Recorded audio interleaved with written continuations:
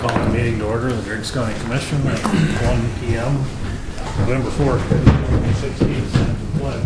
I pledge allegiance to the flag of the United States of America and to the republic for which it stands, one nation, under God, indivisible, with liberty and justice for all.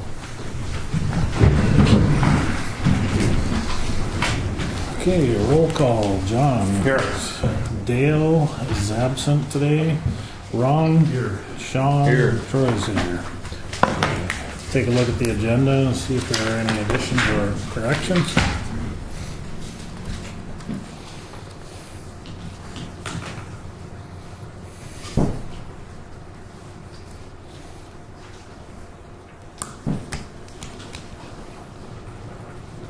Move to approve the agenda as presented. Been moved by Sean to approve the agenda as presented. Is there a second to the motion? Second. Seconded by Ron. Is there any discussion? Is there any discussion? Is there any further discussion? Seeing none, we'll proceed to vote. All in favor, say aye. Aye. Opposed, same sign. Motion carries. We'll move on to the meeting minutes from October 21st.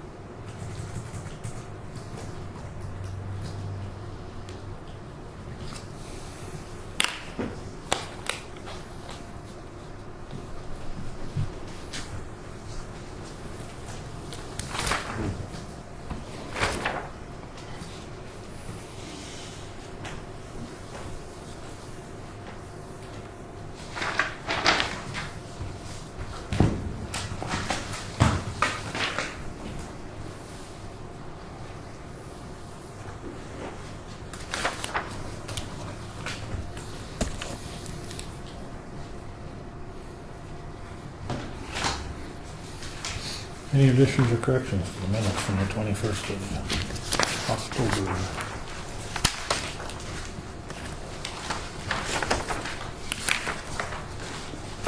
No, I'd move to approve the minutes as presented and dispense with the reading. It's been moved by Ron to approve the minutes from the October 21st meeting and dispense with reading. Is there a second? Motion. Second motion. Seconded by Sean. Is there any discussion? Is there any discussion? Is there any further discussion? Seeing none, we'll proceed to vote. All in favor, say aye. Aye. Opposed, same sign. Motion carries. We'll move on to the bills.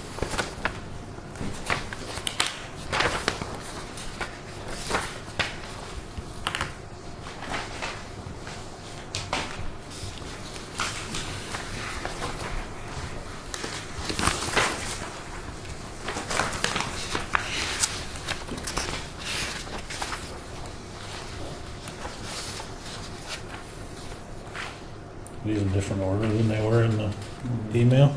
I think so. I don't think so. I didn't spot the difference yet. If they're different, I haven't spotted it. Just like the townships and cities were last in the list, I think, when we got them. Aren't they still there? No, there's one page, Oh, Marco, and there's another one behind them. No.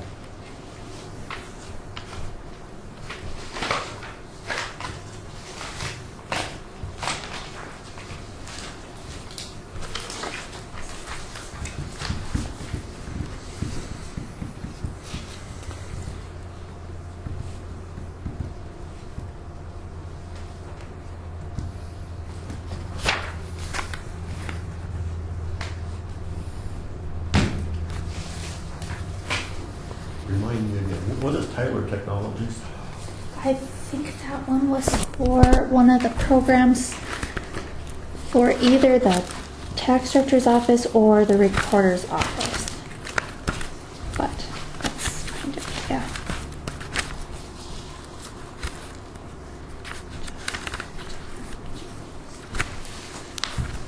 Was that wrong? Last week. Right at the bottom. Yeah.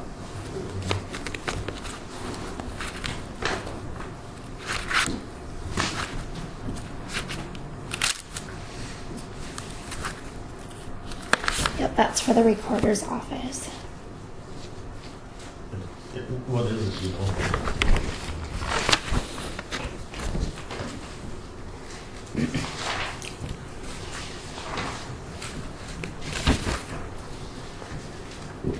I don't recall having it in the budget, but maybe it was.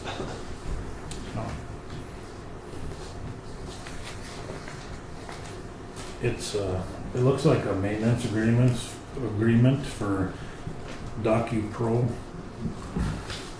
So this must be with their imaging business in the recorder's office for their digitizing.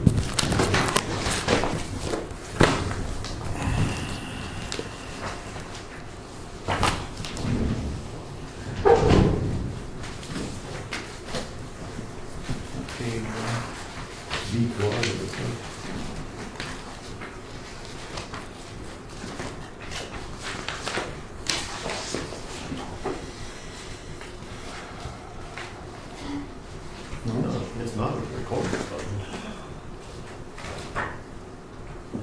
What kind of other budget does he have? The R, no, not R.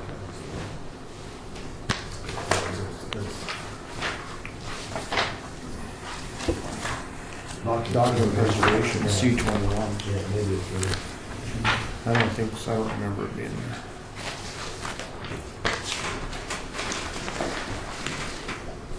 Yeah, Digitize, install, and well, I guess it's software installed digitized. I suppose If that's that's what what it it is, so that would be charged to document preservation, I take it then? not as of yet, but it's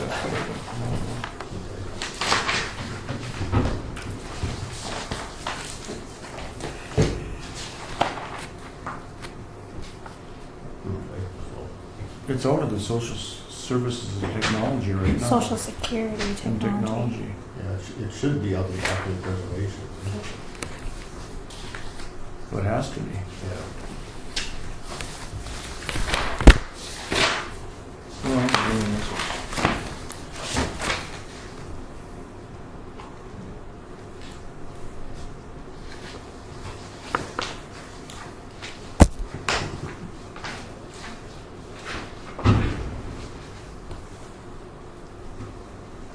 What page is that? Technology. There's a Tyler Technologies line item in IT on C35, but there's no number in there. Where? What page? C35. VAT was information technology. That's one of them.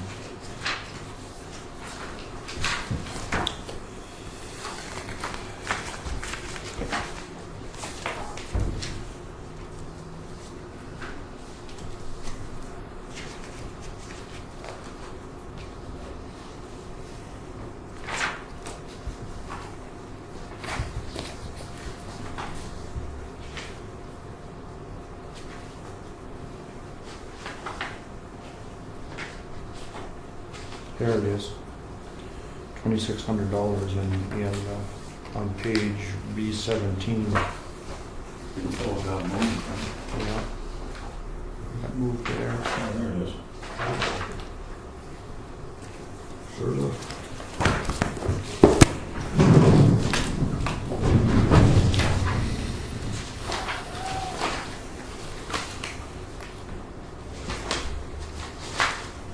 Well, of course, we're looking at next year's budget, aren't we? Yeah. Might not be there right now. Looks like it was probably in a different spot. I can't imagine it would have got moved, but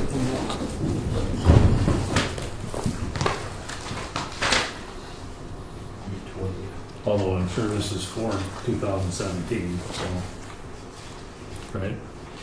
yeah, but it It's an doesn't. annual maintenance fee. Yeah, that still doesn't matter much. It's, Yeah, there was 2600 in there last year too. yeah. Okay.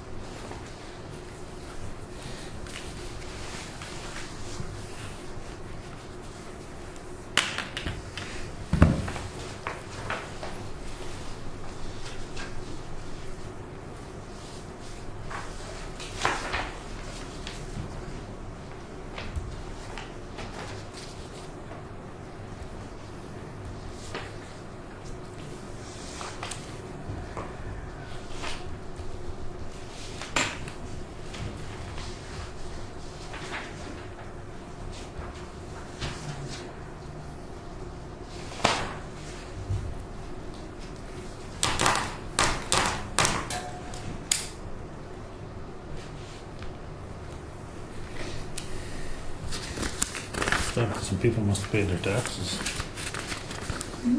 Quite a few.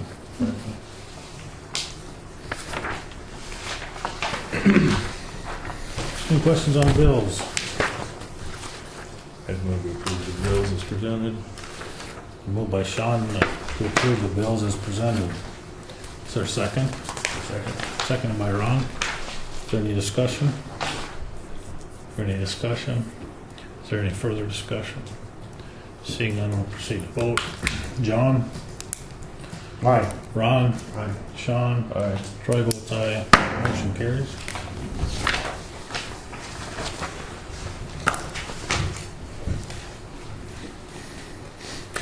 Monthly office reports.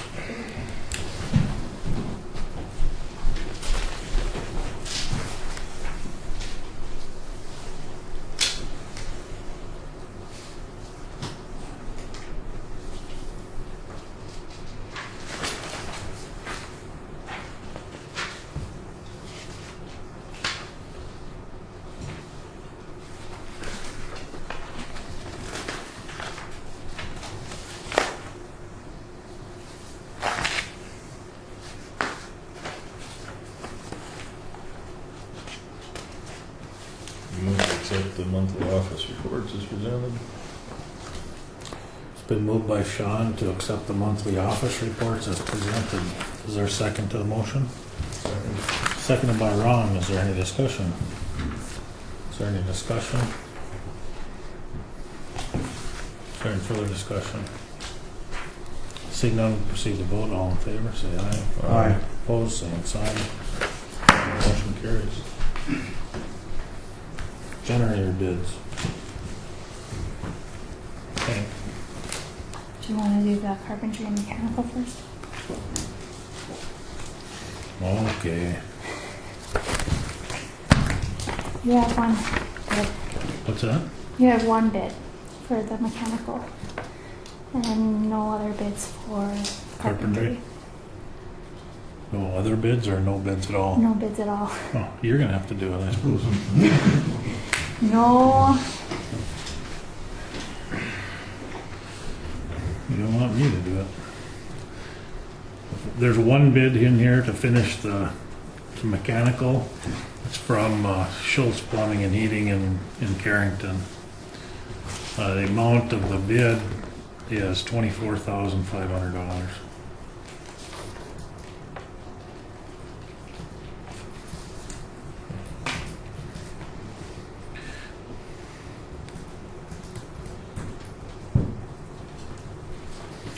Didn't really put in there the scope of it all.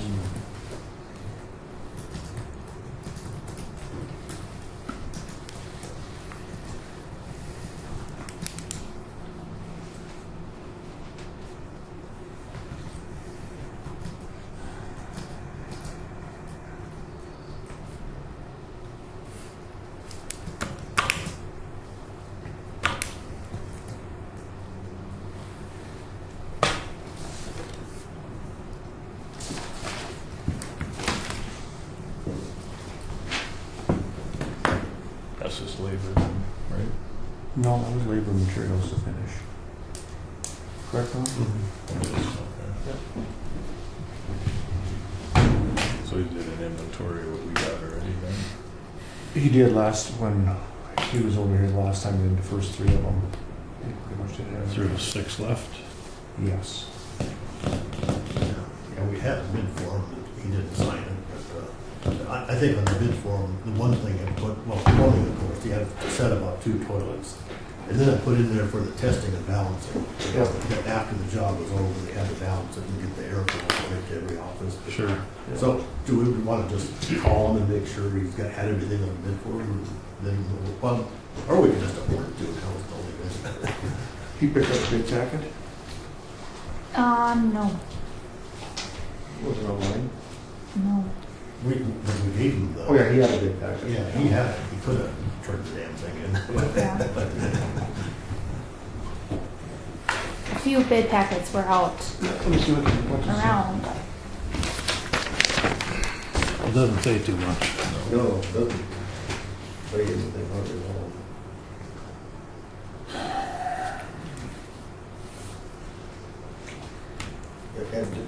Didn't we already approve for those air conditioning units that they don't have to be concrete? We said that they could be plastic for all. The pads, Yeah, the pads. I think so. I couldn't remember either if we approved a variance from the concrete on it. Oh, they weren't supposed to be on poly pads to start with? Well, I can't remember that for sure even. I don't either.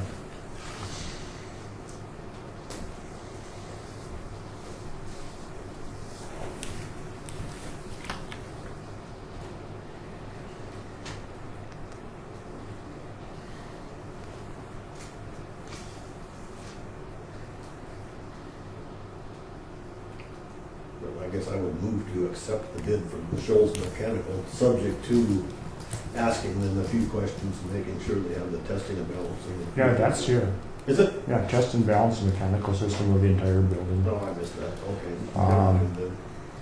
Provide all work for the above, provide all work for the above reference project entered into for the contract to furnish all labor, materials, equipment, and services required to perform the work associated with the following bid. And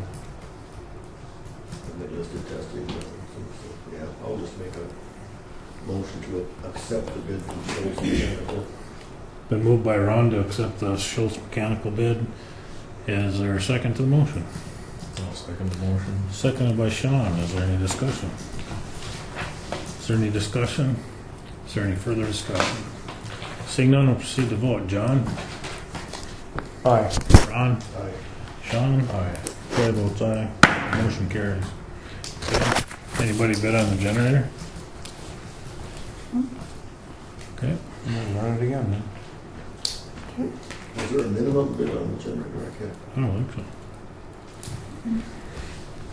I think we kind of had an estimate of what Omar thought it was worth.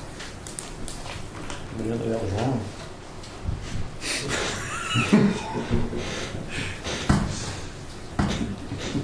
You guys need a 150 kW generator?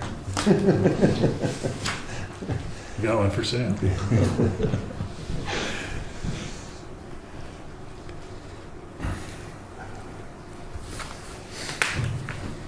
Okay.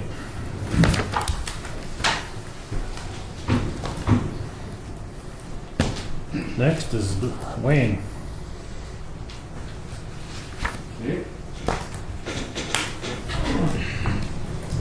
At the last commissioners meeting, there was discussion as whether we should continue to have the plastic plasticity spec in the gravel projects.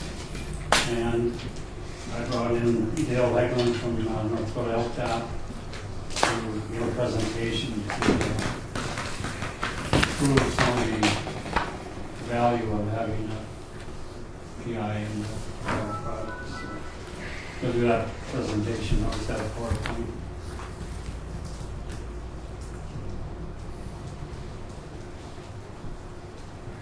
Ready? I'm ready. I'm ready, yeah. Thank you. Commissioners, thank you for the opportunity. What I'd like to do, and get this thing going for you, to show you.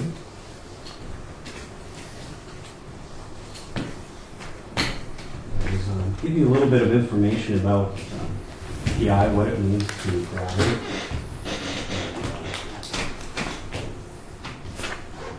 And help you understand a little bit about why you may be looking at the PI spec in your material.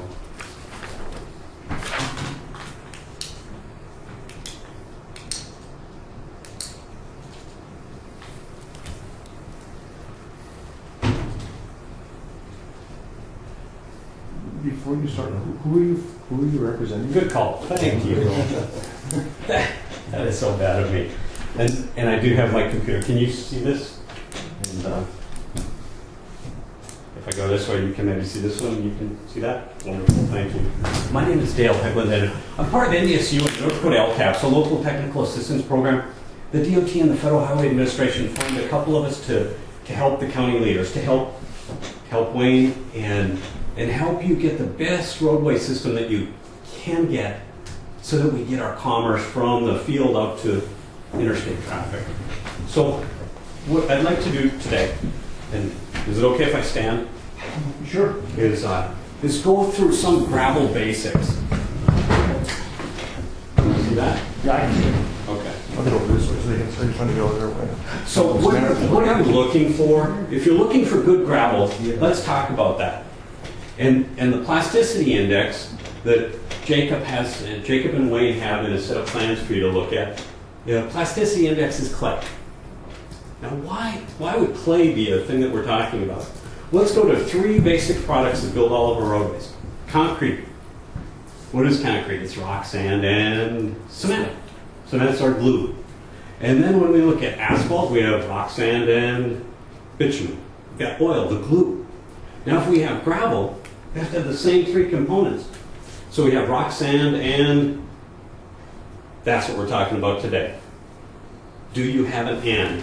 If you have clay, you have the glue. And then you have the potential or opportunity to build good roadways. This is an example of what a good gravel roadway should look like. It should have a tight top. Not all gravel roadways look like that, do they? We've got a lot of float on some. They don't hold together real well. So, what does clay look like? This is a relative picture of what sand looks like, silt, and then very small plate particles. Clay is actually a plate, and it's relatively impervious, almost totally impervious, but it does a really good job of locking in. It's a glue. Now sand, if you had rock and sand and nothing for a binder, your road isn't going to hold up or carry anything. And your road is just a roof. Your gravel is the roof, trying to keep the water from getting in your subgrade to weaken it. So if you just had rock and sand, all the water goes straight in, sand doesn't have any good carrying capacity, you've got a really bad road. That's probably not what we're talking about today. We're probably talking about the difference between silt and clay. Now silt, when that's wet, is a terrible load carrying capacity product. Clay, on the other hand, is a glue. It's a binder. So it's the material that helps hold that rock and sand together. That's what you need for a really good roadway. Now people ask, why don't you just follow the DOT spec? You don't have to go to DOT.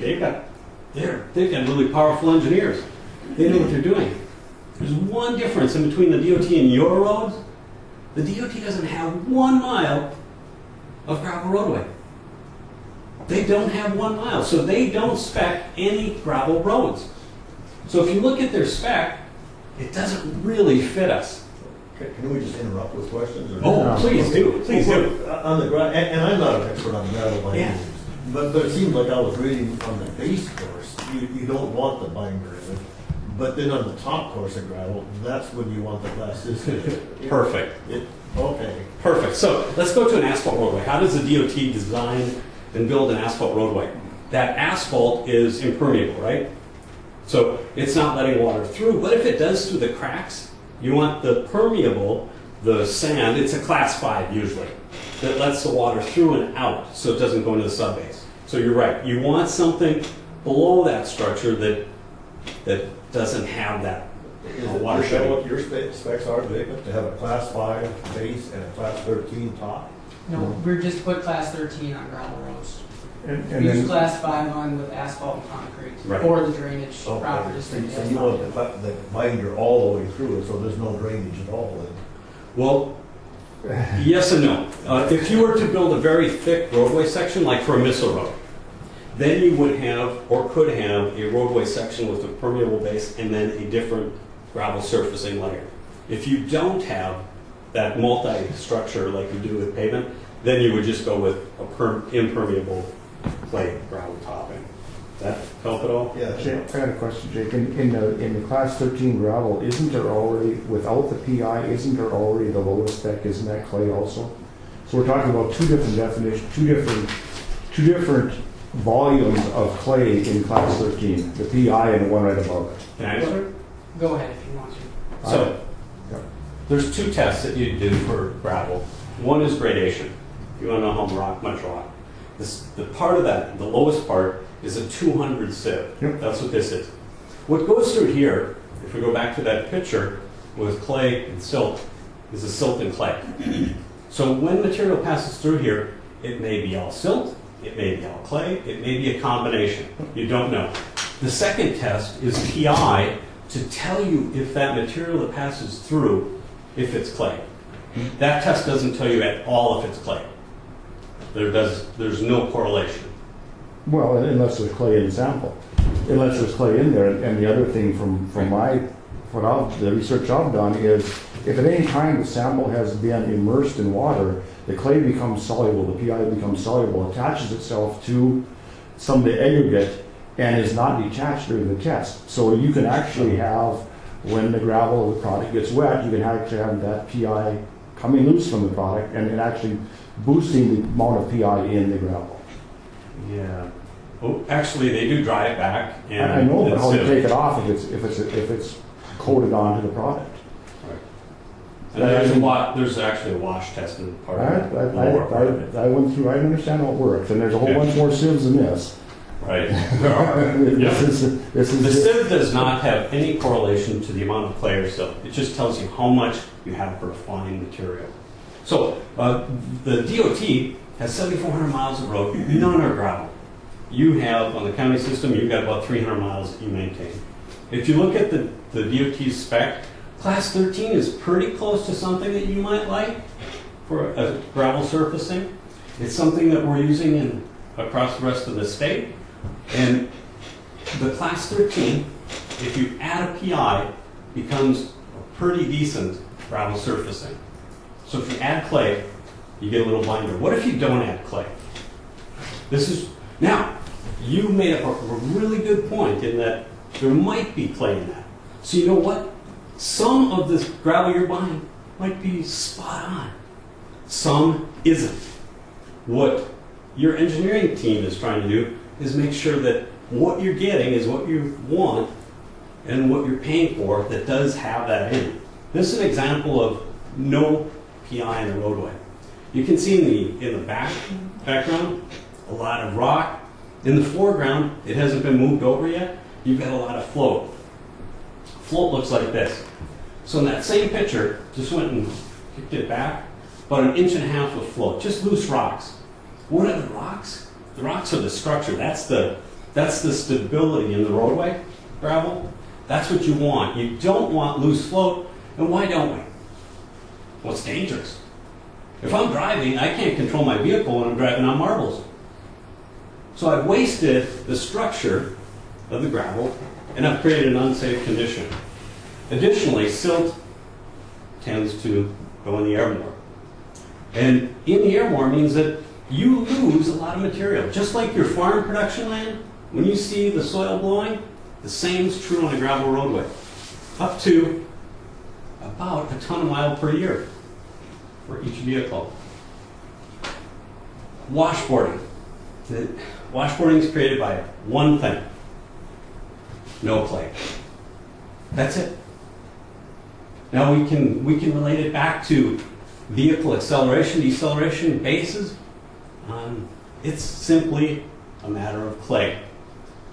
Acceleration, deceleration are the two items that agitate it, but it's no clay. You have something to back that up? Absolutely. You have, on a long-term study where they have a PI on the road and they measured it and the same vehicle, how would they have a study to even back that up? You'd have to have the same circumstances occurring at the same time. Oh, for washboarding? Yeah. How would you determine between the PI road washboarding and the non-PI road washboarding unless you were able to have the same Perfect. circumstances Then I will show you on each one of them? It's like you already saw my presentation. Well, thank you. Because I'll show you that now. I'm just used to propaganda. Well, it's not propaganda. It's not propaganda. No, Yes, I'll show you a test next. Well, it's not propaganda, but the state doesn't require this for any of the money we're spending, of the state money we're spending. So if the state doesn't feel necessary to require this in the contract, why would we? The state contracts come with provisions on how we have to spend that money, and there's a lot of provisions. That's why we put the gravel on at a certain depth. That's why we use a certain spec of gravel, because they want to make sure that the tax dollars are spent for the best purposes. Why does that hold true for the PI? And then that's my only problem with this is why do we think we have more expertise than the people that are allocating money to do this. And I'm sure that you'll probably give a presentation in Right front of there. that. I'm sure you'll probably give a no, that 59,000, that's state money that's put in it out. The state is mandating. For how some we- of that, for some of your CMs. That's what we're talking about here. That's, so let's do that. Strictly Let me share some more information then, Okay. because you're spot on. So anyway, poor gravel. What typically happens is your operator is blamed for poor gravel. Your operators can't do a thing about poor gravel. It's your purchase time that decides how a roadway performs. Roadway performance, best practice is laying down with a roller, some water, you're gonna get a good road. You're gonna get that. So we're talking about potentially a paradigm shift because for years, we got gravel, we added PI, and then we forgot about it. We forgot about it in the last 30 years. And we just added rounded rock, then we added a few fractures, but forgot about clay. So, Department of Defense, this is a project going on right now. $2.5 million. The missile roads in the state, 330 miles, clay in their spec. What do the roads look like? The roads in the foreground with clay, the road in the background without clay. So others are doing it. But let's go through a study to prove show you exactly what you asked about. Let's look at 3 things. 1, you buy gravel and you say, I'll take some of that tampon material. That's your substandard. It's on the far left. Now let's say we have a spec. And we'd like some clay in there. And the contractor gets close. Because you're not testing.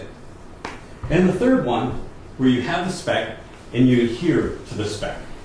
So let's look at 3. This is a real world example right in our neighborhood.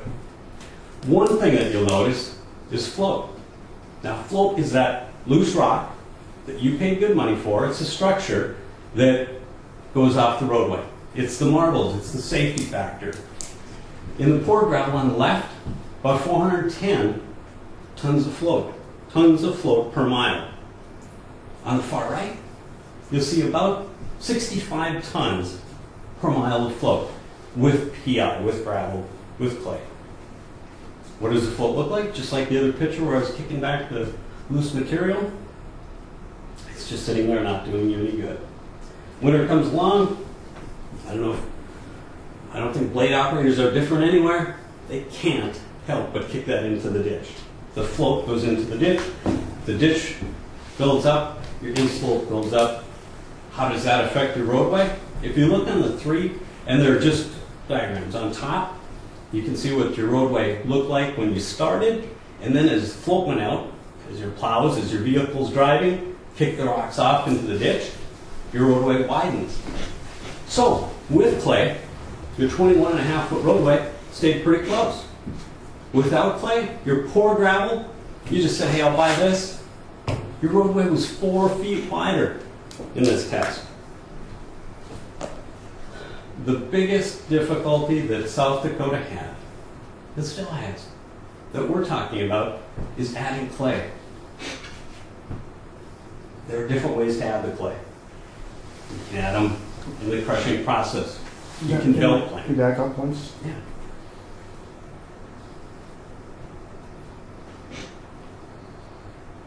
Okay. So, The one question, how often do they call for the modified specification? Do the county, do they use the modified spec or do they use the general spec? okay, the South Dakota spec requires PI. When it says modified spec, Right. and the slide before that, you showed the 3 different specs. The general spec was the middle one. Yeah, the substandard was all right, Nathan. And the second one was the spec for the South Dakota DOT with PI, Yep. and the modified was with mandatory PI. Right, but what I'm saying is, in real. Oh, do they requirements, test it? do- Do they test it do they everywhere? require- No, do they require the modified spec on all the roads? No. Okay. that's what They I'm- often buy this. On their state jobs, they require PI. So, on their state jobs, yes. Not state jobs, not always. Okay. And that one just had a minimum of 7. That's correct. Yeah, they do have a maximum. They go to 12. Okay. So there's different ways to do it. And You can mix on the roadway. If you have a roadway that's failed, you want to bring back to standard, you can add on the roadway. But what does a roadway look like if you add clay? This is a year after with good clay in the material. It performs well. Corrugations. You asked about corrugations? This is the substandard section. The substandard section compared to the modified, you reduce the flow. You saw that in the pictures. And then corrugations were not observed on the standard and the modified. That's with the clay. There is one example. That's just across the border. What other advantages are there? Blading. Blading with clay, 1 time a year, 4 times on the standard. Both those had clay. I don't know how often you're blading your roads. Some of the counties are every 2 weeks. How would you like to get to 1 time a year? And I'm not saying you're going to get there, but you're going to see an improvement. Now, you've got a contractor here that's concerned about the 200 plasticity. I get that. I get that it's a change. I get that it might not be easy. I do. But there is a huge potential to build a nice roadway. Again, the Department of Transportation does not have 1 mile of gravel roadway. They don't set the standards for any of the engineering companies. Yes, they do. They require that we put on X amount of inches of gravel. They require what gravel we have to put on there. They control the specs on the gravel, but they don't put PI in there. And this has nothing to do with it being hard for the contractors to do this. This has to do with, is this a financial benefit to the taxpayer? And that is the bottom line on all this. It doesn't matter if it's a benefit to these guys. Can you show us dollars and cents where this saves money over having a PI in there? 410 tons per year, per mile, lost in flow without it. 65 tons per year. So that is, let's just round numbers, just over 300 tons per mile per year, gravel savings. Blade savings. Those are, you asked for savings, those I are know, dollars. but where's that substantiated? I can't find that anywhere. This is research. I can't find that anywhere on the internet, anywhere. I can't find it. So if I give you this study, you're good to go? Hmm? This is from South Dakota DOT. Are we in South Dakota? Well, it's the same climate. What? No. Well, what are the 3 biggest factors? What are the 3 biggest factors in a gravel road? Well, you must know. Well, you should know. It's maintenance, weather, and traffic. Yeah. Those are the 3 biggest factors that determine the quality of a gravel road. So certainly, Your all maintenance. those are variables that I don't understand. I don't understand your motivation here. That's what's bothering me a Okay. little bit. Do you see a difference in roadway surfacing with different types of That's not the material? point. It's what you get for the dollar spent. And can you have more miles gravelled for the same amount of dollars? And what happens if it's a limited amount of dollars? And again, the maintenance, weather, and traffic have a lot bigger effect Sure. than the gravel does. So what does a clay cost per ton compared to rocks? If rocks are diminishing product in our resource, and we're harvesting them and kicking them into the shoulder, is that an expense or an investment? I don't know that. What we're talking about is just next year, is this going to be an added cost to this contract by having the PI in there? That's the world we live in. So we've got with the Department of Defense 6 counties doing sections with the PI, comparing to their traditional efforts. Ask one of them. No, well, Do a test for yourself, but ask them. well, that's fine. We can ask them, but then why are we being pushed to be the test? Let's wait till it's said and done. That's a good question. You are not by any means the only county putting PI in your gravel. No, I don't No, understand. you are not. There are many counties doing it. They're all doing it in different ways. Some counties, like out west, struggle to find good clay. Some counties, like your county, struggle more to find the rock. So it's just changes across the state. But there are lots of them using it. We have to deal with what we have in the county. Do you have clay in the county? If that's what we're talking about, if you don't have that as a natural resource, maybe I could go through it. Yeah. And there's some more resources. This is the national manual on gravel roads, and I brought another one, so I'll give you one too. And I flagged what is the suggested PI limit, and that's suggested for the nation, not for South Dakota, not for North Dakota, for the entire nation. And That's in there, you say? yeah, I flagged it. I did find one study on PI and the inclusion or exclusion of it, and it was Burlington Northern. They don't want any clay in their roadways. Yeah. Oh. And same with Pennsylvania.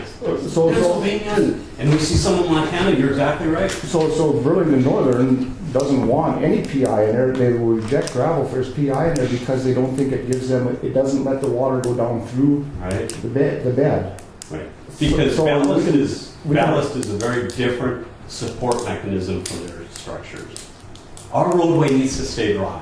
Think about driving in your fields. You drive when the fields are dry, you can drive on the silt, that weak subgrade. If it's wet, you're not going to get through it. Keep the water off, build your roof that sheds the water. That's what this is doing. I agree that you can have an argument for it, but there's also arguments against it. And when we haven't done it forever and we don't have the availability of the product other than a much higher cost, I don't get it. So McKenzie County did their gravel with PI. It was 25 cents a ton. Yeah. There was no cost difference in the DOD road, and it varies across the state. I haven't seen 75 cents a cubic yard. I haven't seen it that high. There are other good resources on our webpage. I would do a test section. I would call another county.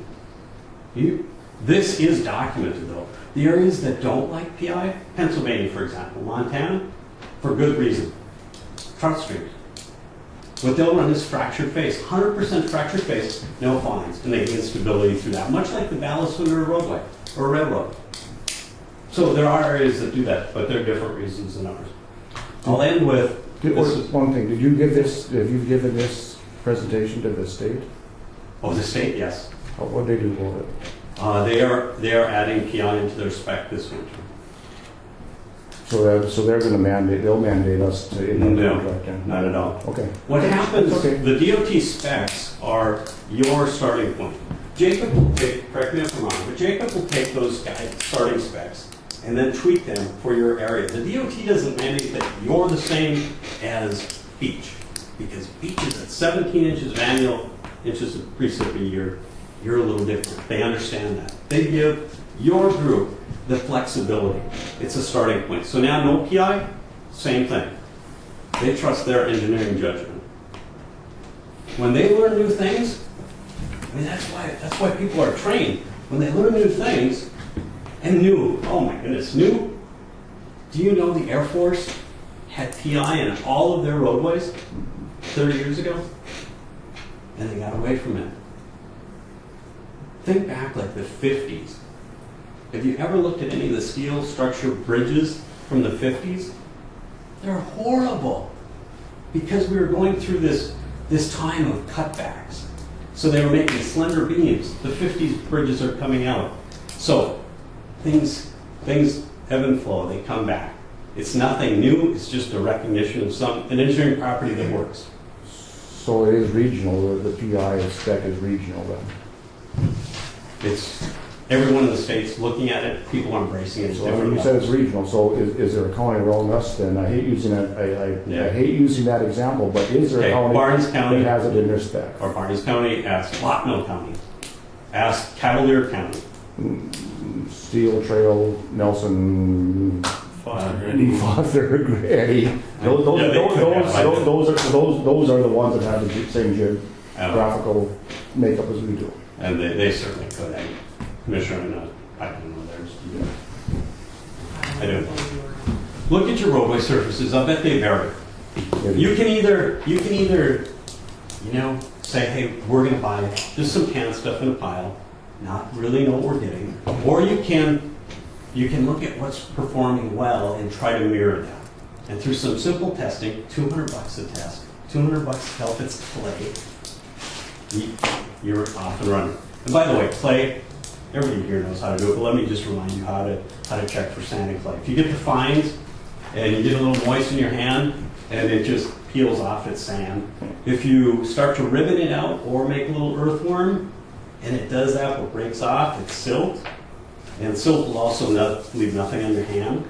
And then the third one, if you ribbon it out like Play-Doh or the little earthworm and it stays in your hand, that's clay. So you don't even have to do the test to kind of get a feel for what you've got that's working well. There's a safety hazard with dust. There's a safety hazard with marbles on the road. There's a widening, a loss of the rock. There's advantages to add clay. If your natural resource is a concern, there's lots of clay.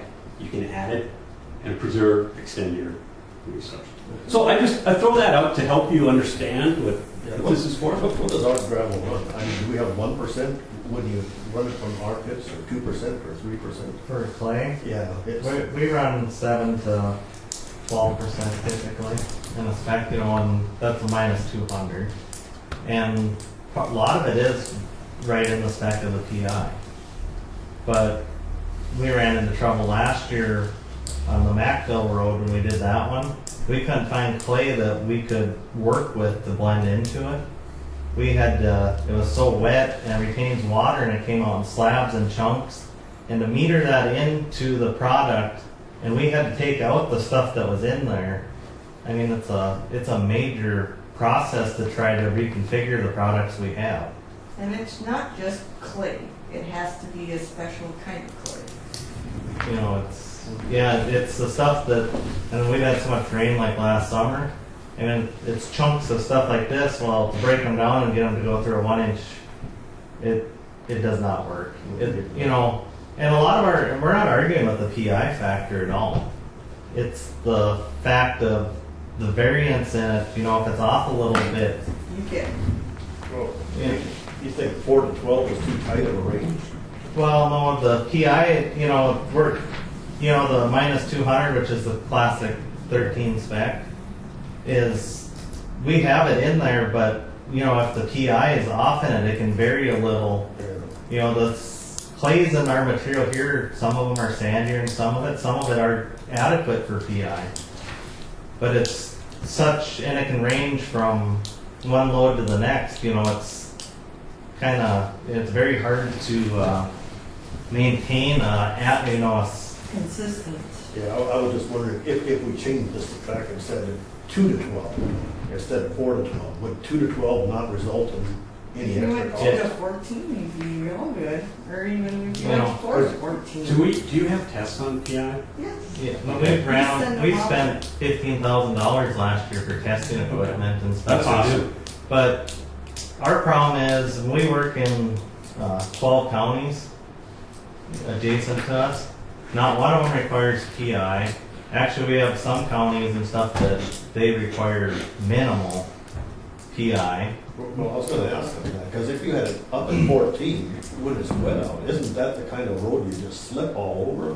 Well, the higher the PI is, if you get your slower rains and stuff, I mean, that's where you... It makes a... Yeah, Just you can build cement on top. It's just Yeah. not, yeah. Well, Yep. The Air Force Base required 4 to 9. It appears to me like from watching and researching this, the only way to be, what we're dealing with here is not a manufactured product. What we're dealing with in places where they have all these different ingredients, they can mix it together as they blend it, and they can get to a product that has the right PI, the right 200, and on up. We're not dealing with components here. We're dealing with whatever we get to mine out of the ground, and then just try to add in here and in here, and maybe just the vein of gravel within that pit differs in the amount of PI in it. So I don't think we have a problem. I don't think we have a problem with the roads. I mean, I use gravel myself, and I didn't know that there's a PI spec until I knew there was a PI spec. And so I asked what was the PI spec in the gravel that I've used here, and there was hardly any PI in it, and it rains and it holds up fine. I see your argument, but at what cost? Yeah, and so prove that to yourself. Here's what I recommend. I commend you. Most of the area doesn't have PI testing. Most of the area grossly confuses 200 with PI. It has nothing to do with PI. Nothing. This tells you nothing for correlation. So PI is a separate test, and you are ahead of most people. But if you supply all the gravel for the county, or most of it? Yeah, we supply most of it. So We own every pile in the county. Oh, nice. So unless we're gonna haul it from someplace else, Nice. we're gonna have their product. Sweet. So most of the pits that I get to around the state, they don't have that luxury either of, yeah, I'll take this perfect bentonite and I'll mix here. They import, they do things. And does that increase cost? Absolutely. I would hope that they make more money by providing better quality gravel. Well, it's what they charge. You can of course make more money. We have 21 pits in 5 counties, and I don't have one that I can pull a perfectly consistent PI number out of. You know, and we've tested it, and that's our concern in the whole thing. We're not against it at all, but and to manufacture it, I mean, the cost is going to be horrendous in this area, because you have to actually remove out that minus 200. Right. And you have some reviews. And the one project we did up here, this one road, this for the Macville Road, we didn't realize what it would take. We worked with one of the largest aggregate dealers in the U.S., General Equipment out of Fargo, and they have experts that help you to try to set up and do these plants to do all this stuff. And I mean, they have stuff in Africa even. I mean, for mining and all sorts of gold mines and stuff. And they didn't have people that could even help us try to, pull a consistent number on here, because they can't, there's no good way to deal with it. The only way that you could pull a perfect consistent number is you'd have to break all 7 of the characteristics of a class 13 down and blend them in, Rebuild. and scale them in individually and meter them together and blend them. And test every, and the cost of it would be. Well, I think that's the whole thing what this is all about. I mean, if it's going to cost us as much to gravel 1 mile as what we could do 10 for before, is that worth it? But on the flip side, Mackenzie County paid 25 cents. I think you've got a contractor that you could make improvements on your roadway by, you talked about opening the band maybe, testing, running through. Some of their pits might provide really good material right now without any changes, I'm betting. And then some might just require a little bit of blending. But you can just keep doing what you've been doing, and you get the roadway conditions that you have. Or you can work with them and work with your engineering team and look to make some enhancements. It's not the costing. I'm talking about cost savings. I think you should pay them more and then have a better roadway that costs less to maintain. But we don't deal just with the county. We have individuals too. And townships, and everybody. And they don't have all this money coming in. Oh, there's another great point. They want to do 100 feet a year. What can So- they do? So the interstate system, what do we know about that? It's concrete pavement.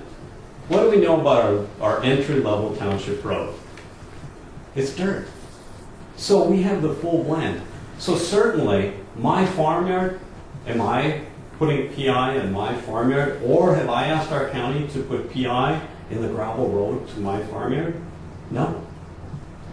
No.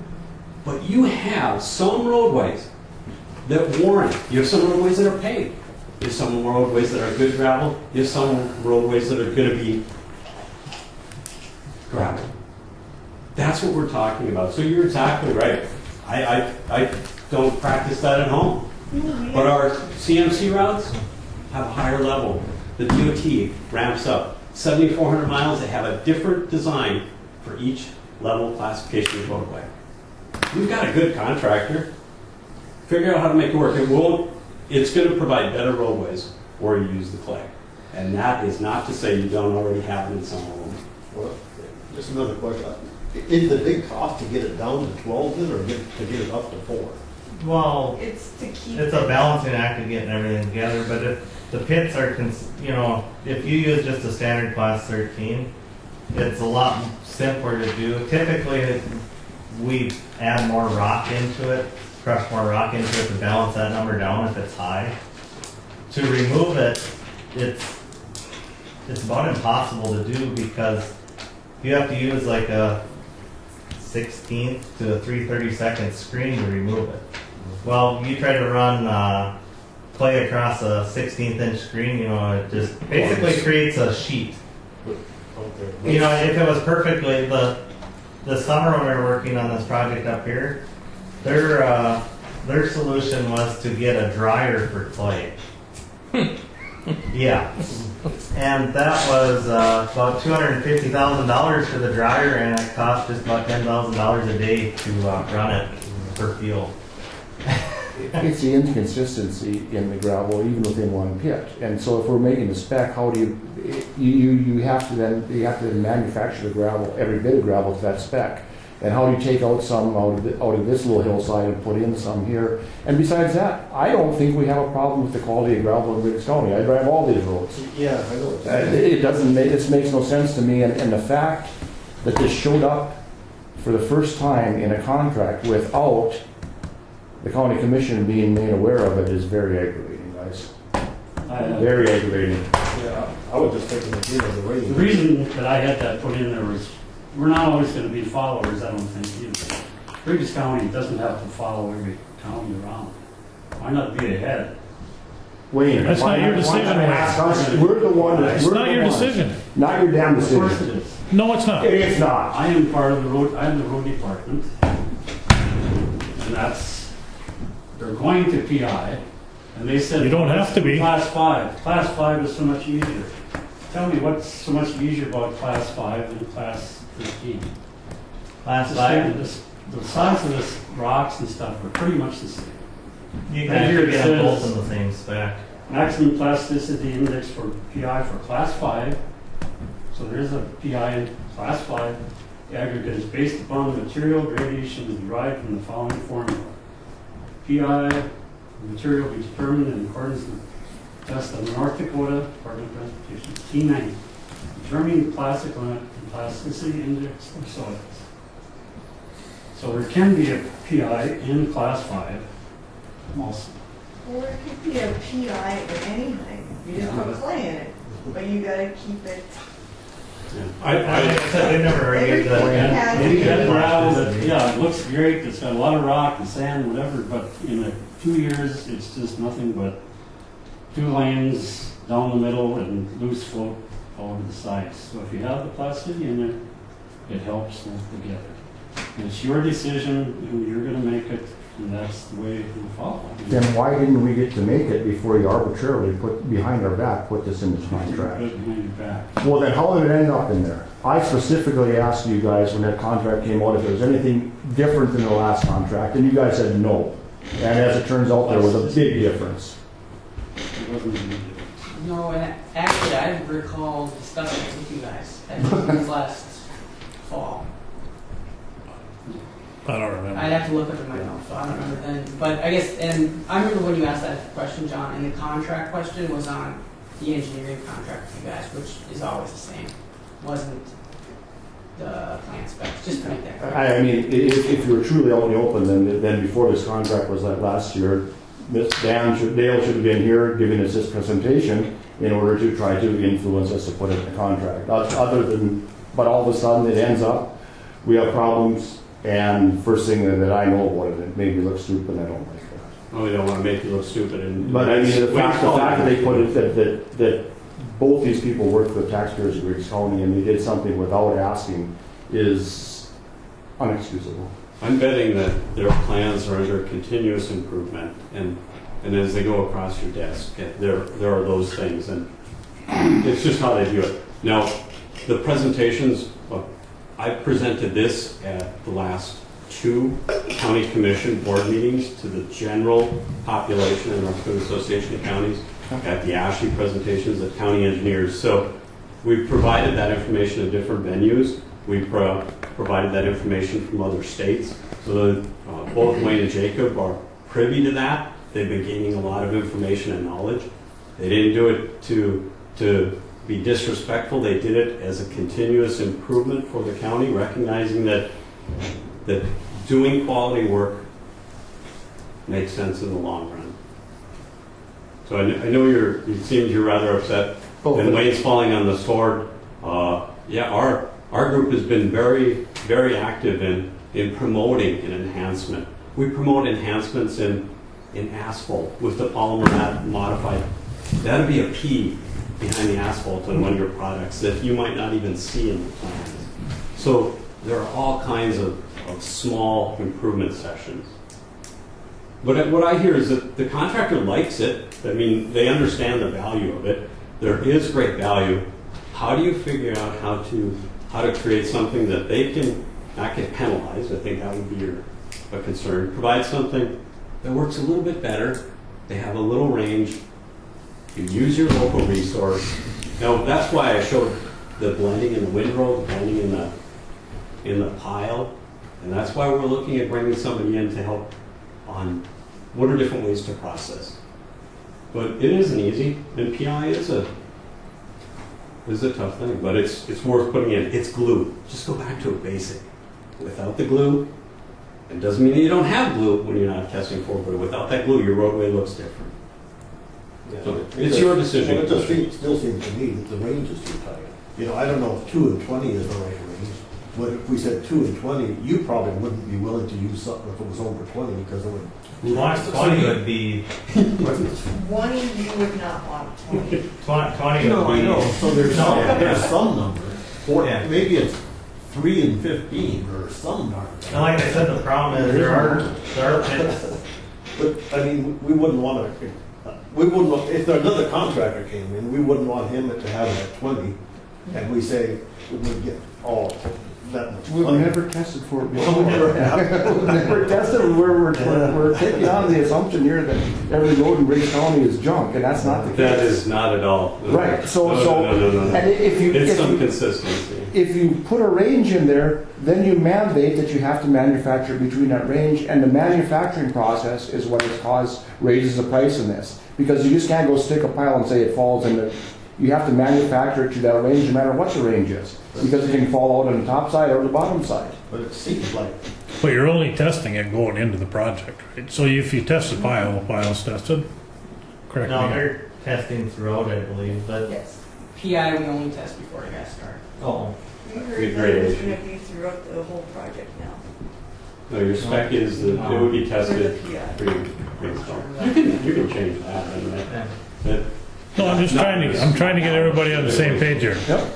Because if that's the case, and you guys have a lot of pits around the county and surrounding counties, then the question is, which ones that would meet that spec already, and the rest is math. Because it's, okay, do you want to call it 30 miles to that 10-mile stretch of road from the from the pile that makes a spec? Or do you want to take one that has a little SPI? And Right. that's a good review. That makes sense. But I don't know, I don't know what that means. Well, we're making the assumption that PI makes a difference here. Like I said, Burlington Northern has more road miles of gravel or roadway than anybody else, and they don't want it in there. They want it at 0. This is So- gravel spec for gravel roads on roadways that carry traffic in the nation. And there's a 4 to 12 PI. And, you know, would it be okay if I gave you information or passed on information about Department of Defense, see how the 6 counties are, how it's doing? Well, they Would you buy like to? $400 hammers too. Oh, no, the contractor. What about the contractor or subcontractor? Would you like to talk to them? This is all based on how much it's going to cost for the product we get. And I appreciate you coming and giving us the information, but I don't like the lobbying for what's going to happen in Griggs County. And I've had enough of the presentation myself. And I don't think your position is to lobby. I think it's to give facts and let us determine what they are. That's correct. Okay. Yep. And would you be interested in catching up with a contractor that's doing a Department of Defense or others? No? Well, we've worked with engineers and stuff on private testing firms and stuff on it too, so. And I guess this is our only dealings with it. I mean, we process between 500 and 750,000 ton a year, and this is the only time we've ever ran into this issue, and it meets within the spec of a class 13. You know, you still got to your 7 to 12. The only argument is, and there's the PI index in that clay level, which you can take 4 tests out of one truckload, and you can get 4 different results. Yeah. You know, it can take one little piece to throw that whole thing off. And But if the 4 different tests were all in the same range, yeah, you'd be okay. but it can vary. You know, it's kind of funny. It doesn't take much to throw everything off, and So, you said you have 500,000 tons that you process every year? 500 to 750,000. It varies year by year. Some years, this year we got behind a little bit because we had to shut one crew down for that Matchville project to try to meet the spec for that road and tied up more people. So, What did Griggs County use of that 500,000? I believe it was right around 83,000 ton. We did for that. And what counties did you process for? Nelson, Eddy, Foster, Wells, Studsman, Barnes, Cass, Trail, Steele, Griggs, and Ramsey. And does any of the other counties require this PI spec? No. There's Not that you've been on. no, and that's county and township, because we process all the materials for probably 30 to 40% for trail. I'm sure it's probably with the townships, probably about 50% of steel. Northern part of Barnes, we do a lot of the townships, and we've done county for them. Studsman County, we do a lot of townships and a little for the county there. And we've done big earthwork jobs, and none of them require, any of the. So if of that 500,000 tons, you had to meet the PI spec for all that tonnage, is that product available in Griggs County? No. It would be. Yeah. Are there any pits that are leased just for clay? No, not the pat. It's a lot of the clay you find that you use for the PI spec is in thinner veins around here, and it's like bubble gum to try to process. So it's quite a process to add it in. Another problem is if the PI is a little low, you have to actually screen out the existing 200 that's in the gravel, and then you have to replace it with this. So I mean, it's a several process situation to manufacture that product. So along that line, Commissioner, so if you were to raise the 200 and clay were added, what he's saying is that he wouldn't have to strip off 200 and have reject material. And that's exactly what they do in Dickinson for Stark County. Exactly. They'll kick their 200 up a little bit, knowing that those silts are going to be dust and blow away. And then they get their clay binder in. I'd recommend that you just check with some of the counties that are having success. And some of the counties that you mentioned, Cass, they do have gas spec in some of their material. Some of their material, and that's what I'd recommend. It's actually under 2. On the stuff they're bringing in. They want under 2 PI spec. On some. And they want their base material is at 12. Because they work up the top foot of their road and then add the clay and get that to a 12, and then they want an under 2 for the top. Why? Did you put up a gravel I don't pile? know. Yes. This PI thing is not Pile an is exact, hardly any PI. and the testing isn't exact. No. It's rigid. But you can run a hydrometer test. There's different tests. And that's, So testing can. I understand.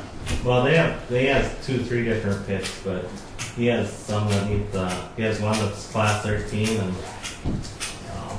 and over in that area there's absolutely nothing available hardly. I mean, they're getting closer to the Red River, and materials are few and far between there.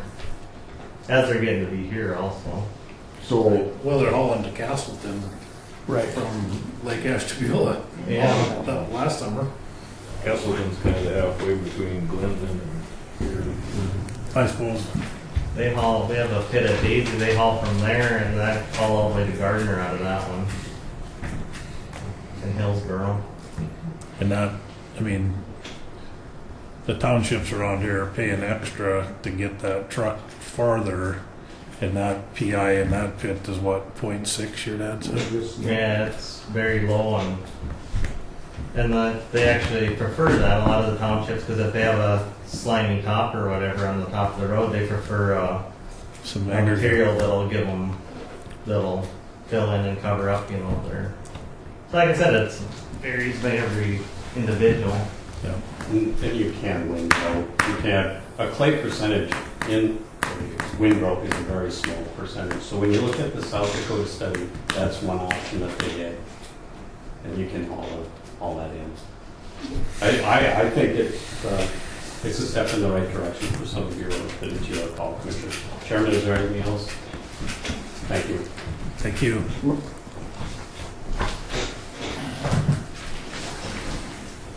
So without giving away any trade secrets as far as getting this thing, is it a fair statement to say that if you have to comply with this, the cost of gravel is going to go up?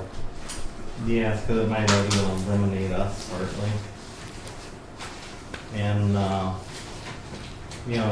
think even in there, it could be 20 to 100%, if we, between the testing and the processing to make it,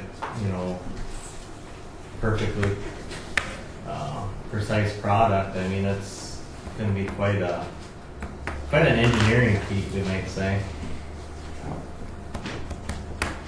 You can do it, but we're gonna pay the price. Oh, I'll have to I mean, really, that's what it Anything can comes be down. done. Right, Put it that I mean, way. that's what the whole argument's been about. Yeah, and From the beginning. It's a math problem. Exactly. And basically, it might come down to separating everything down, like I said, and blending it back in, and it's even, we have a lot of dollars tied up in equipment, and we'd have to buy a lot more to be able to manufacture, to separate everything down and get cold feed bins to, mix all the materials back in, blend them. I mean, it looked like a three-ring circus trying to process the materials that were given in this area to, like I said, we fall in on the class 13 spec, no problem on most of our pits. We have 5 and 13 available on most of them. Right. Yeah, Yeah, some of them will meet the PI, but like I said, you can take 10 tests and it can vary. And that's our biggest problem is it's, Inconsistent through. It is not. Well, the gravel's inconsistent when you process it, and the test is inconsistent. Yeah, How do you guarantee that you're gonna get it? Unless you start with the 7 basic ingredients that you need to make the gravel and dump them in, Blend them all in. weigh them and dump them in, you're not gonna, because Like making we don't some- start that way, right?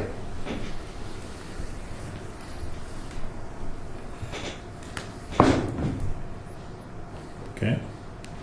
Hmm? Anybody have anything else?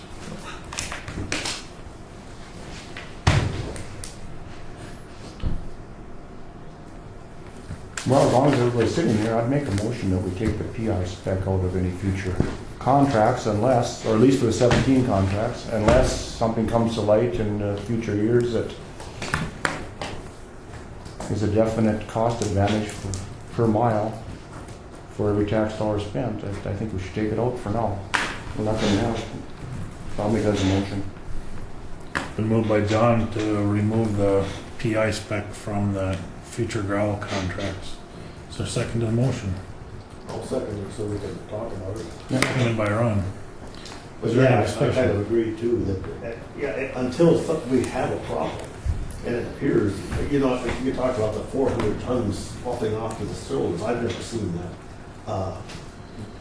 And so, if it's not a problem with losing 400 Right. tons per mile or whatever it is, I say we don't try to spend money to address a problem that doesn't exist. So, And I mean, I'll give the fact that yes, it probably does make a better road, but what cost?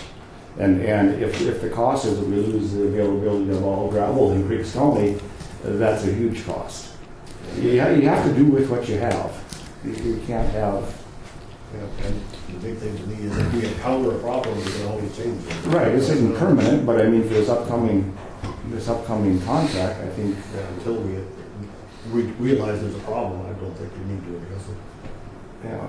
The one thing I will say is I give credit to Gilbert, and most contractors would welcome this because it gives you the ability to raise prices over and above what the actual cost of material is. I mean, that is, they haven't done that because they feel the responsibility to Griggs County, but most people would say, yeah, we got to have that, especially when you control all the gravel in Griggs County. So what if you have to haul it clay 100 miles? You still get to charge for it. So this isn't motivated by anything other than the fact that they think it's not worth the cost to Griggs County. And what better people to ask about the quality of gravel than the people who've been doing it here forever.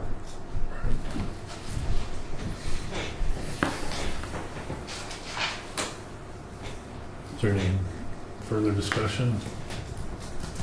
Is there any further discussion? Seeing none, we'll proceed to vote. All in favor, say aye. Aye. Opposed, same sign. Motion carries. Okay.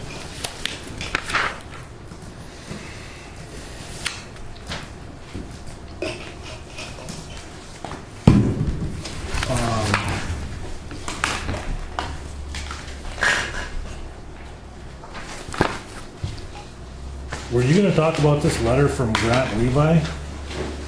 Or didn't you know about it? Yeah, I saw it. But we get it every year, I think, in $300 to get it. 27. Like pass and stuff like that. So we just pass on it. I think Cooperstown, the city tried to get a bike path around the side of the city. Okay. So, if there's anything, I got an email from about the water pipeline, Pearson version.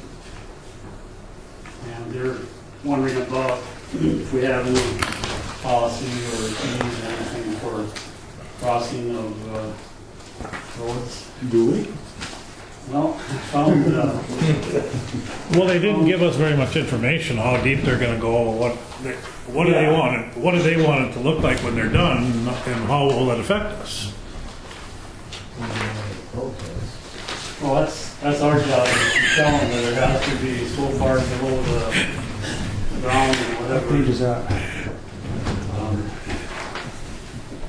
Pipe's gonna be a 72-inch, possibly a 72-inch diameter water pipe. In 2015, I had noted that we passed a utility permit for Griggs County. And Well, I moved to take a break since Troy left. You just got mad at that. I'll move we take a 10-minute break. Any seconds? I'll second. Bang it. Call the meeting back to order. it looks like it's just, of course, that would just be that one page road. Suddenly. We're talking about the water line now? Yes. Looks to me like it dumps into the Bald Hill Creek right at Pete Francis's there. So it only affect the Sutton Road as far as blacktop. Yeah, it looked like the total pipeline length was about 9 miles. Is that the Maybe 10 miles. In Griggs County? In Griggs County. 10 locations is gonna cross a road. Cross roads, I don't know. only one paved road. I don't know if it's gonna cross. It says so, the attached table will show 10 location where the proposed water pipeline across the highway. Yeah. Page 40. Is it? Where were all those locations already? I don't know. Yeah, I guess that would be right. All the way up to 104 still. And that's starting at 96. Yeah, they got the avenues and. Yeah. But I don't think we have a permit process in place, but I think we should have. But it's right here. No, but I mean, that doesn't specifically that doesn't specifically address a 72-inch water pipeline. No. I mean, we don't have a permit process in place for a nuclear reactor or an elephant farm or a prison either, but because it's not, it was never inevitable it was going to happen, but I'm sure if one of those things tried to come into the county, we would figure out something so that it's not an overall net cost to the county. What's it going to cost to maintain these roads that the pipeline goes under? What's it? Well, the bigger concern to me is what's going to happen downstream if they dump all that water in there. That's worse than going under a gravel road with the pipe. That's not going to cause any issues going forward compared to the water going down the creek. No, but I mean, you know, they talk about in the third paragraph here, could you please send me any design requirements, permits, applications that will be needed for these road crossings? If permits are not required, could you please advise on open cut or tunnel crossings are acceptable and if there's a minimum cover depth? So they're looking for the cheapest way they can do this. Oh, yeah, obviously. And any one of those is going to have a maintenance cost to Griggs County and for life. So how do you charge a $25 fee or whatever it is to cover those maintenance costs? So the only way to determine this is to not determine anything yet. They don't have the right, because we don't have a permit process, to come and put something through the county, I don't think. We sure don't have enough information on the impact on this thing.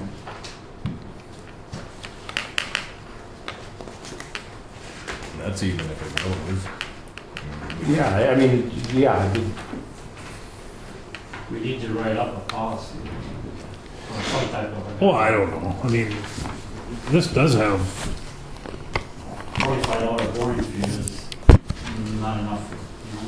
Like I said, what happens when if they put a crossing in there like a little creek and now it's there and what does it cost to maintain that forever? You know? That's why these are for smaller, like. Yeah. Yeah. You know, but once they dig the whole road up, because it's gonna be a pretty big cut in order to put a 72-inch pipe underground so many feet. But If they put it back together, then there might be some compaction problems and stuff like that, settling, you know. But they'd like Well, to put an it says in open here cut that or they're- tunneled crossing. They'd like to do it the cheapest way possible. Minimum cover depths. I mean, I don't think we can answer that till we know what they want to do. And what the overall lifetime cost of Griggs County is going to be.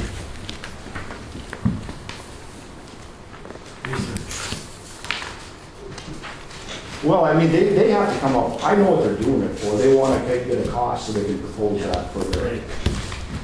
So they can bring it to so we can help with that, $3 million permit fee.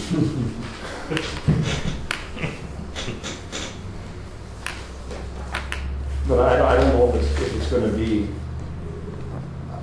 I don't know if this pipeline is going to benefit Griggs County one bit. Well, it did sound like it on the presentation, just going through here is all. So if it's not going to benefit us, what is going to be the total cost? No municipal water off of it or anything, right? No, it's just industrial water. Right.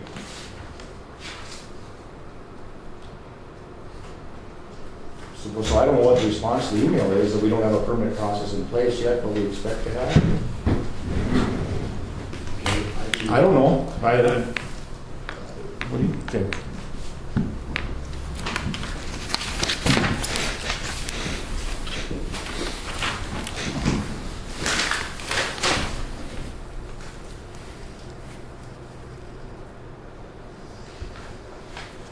I can tell them that we require them to bore under a paved highway, right. and we're working on. And the minimum, it has to be 42 inches below the surface.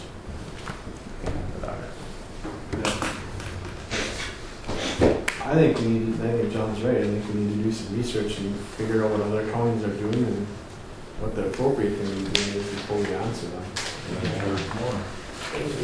Yeah. It's, what are the options?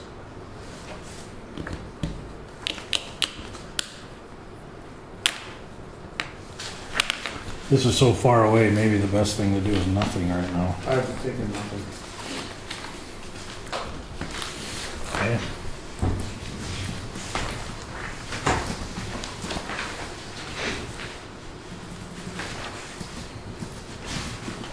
Now we're going back to this, to the gravel map, or what are we doing? Yeah. Okay, so you submitted the House Bill 1176 application for the gravel projects that we talked about at the last meeting. The DOT did not approve the Highway 15 project between North Dakota Highway 200 and 65. And did not approve the east end of the Highway 22 project. What page is this? 29. The reason they said is because there isn't a major traffic generator on either of those routes. And then we do, like for the Highway 15 project, it would meet requirements, is what we were thinking, because it's ties to state highways. But what they said is, well, you got Got 1 and 45. exactly. Yeah. So, But we wanted to throw him out anyway. That east end of it. To cut- yeah. Yeah. We're talking about 15 now, though. We're talking about your road. 22, they just said, Yeah. well, it doesn't go anywhere. That was his. Well, that's why we wanted to throw it off there. So we kind of agreed We on weren't that. planning on that anyway, but that's. Yeah, on 15 I see that. That's fine. They did approve Highway 2, Highway 19, and then the Highway 28, and the rest of Highway 22. Those are the 4 projects that are highlighted there. So how close is that? Did you add it up real? Yeah, if you go to the next, it should be on the next page. Okay. I got that same table there, I highlighted all those projects in red. Yeah. So the total project cost for those 4 projects is just over 1.5 million. Okay. I mean, that's with our estimates. So we should have around 400,000 left if the projects come in at the estimated cost, which is the same. I used the same amount per mile as we estimated last year, which everything came in a lot lower than that. Yeah. So that's saying we could do those 2 bridges for the House bill money? Because, you know, this Dahl Bridge is Just one. The other one would be federal Right, funds, that's I just think, the helpful. Decker Bridge, right? Yeah. I got it. He was a pretty, Like a cat. pretty weak fly. I don't usually get him. He was half dead. That time of year. Yeah. Okay. Okay. So that was approved by the state. So the next step is, if you would like to proceed with those, I'm sure you guys seen it, there's an engineering agreement in there for design for those 4 graveling projects. So it comes out to 48 miles of graveling. The amount of the contract covers everything, just like before. Environmental requirements, plans, specifications booklet, and then the bidding process. The amount. 35,250. Yeah, 35,250. And on the end of that contract, there's an Exhibit A, scope of services, that goes through everything that is included in that amount. Which is what we just talked through. So, and that is up to you guys, whatever you want to do. And if you have any questions, please let me know. I do have a question, probably for Jamie. It seems like everything we do here, and rightly so, we have to bid. I mean, we bid a $5,000 glass job over here at the, because we have to by law. But then these engineering contracts, they're single source, no competition. How does that? How is that protecting the taxpayer when we don't bid into these things? And how if it's not legal to hire one contractor to do a $5,000 glass bid, how is it legal to spend hundreds of thousands of dollars in engineering services without a competitive bid?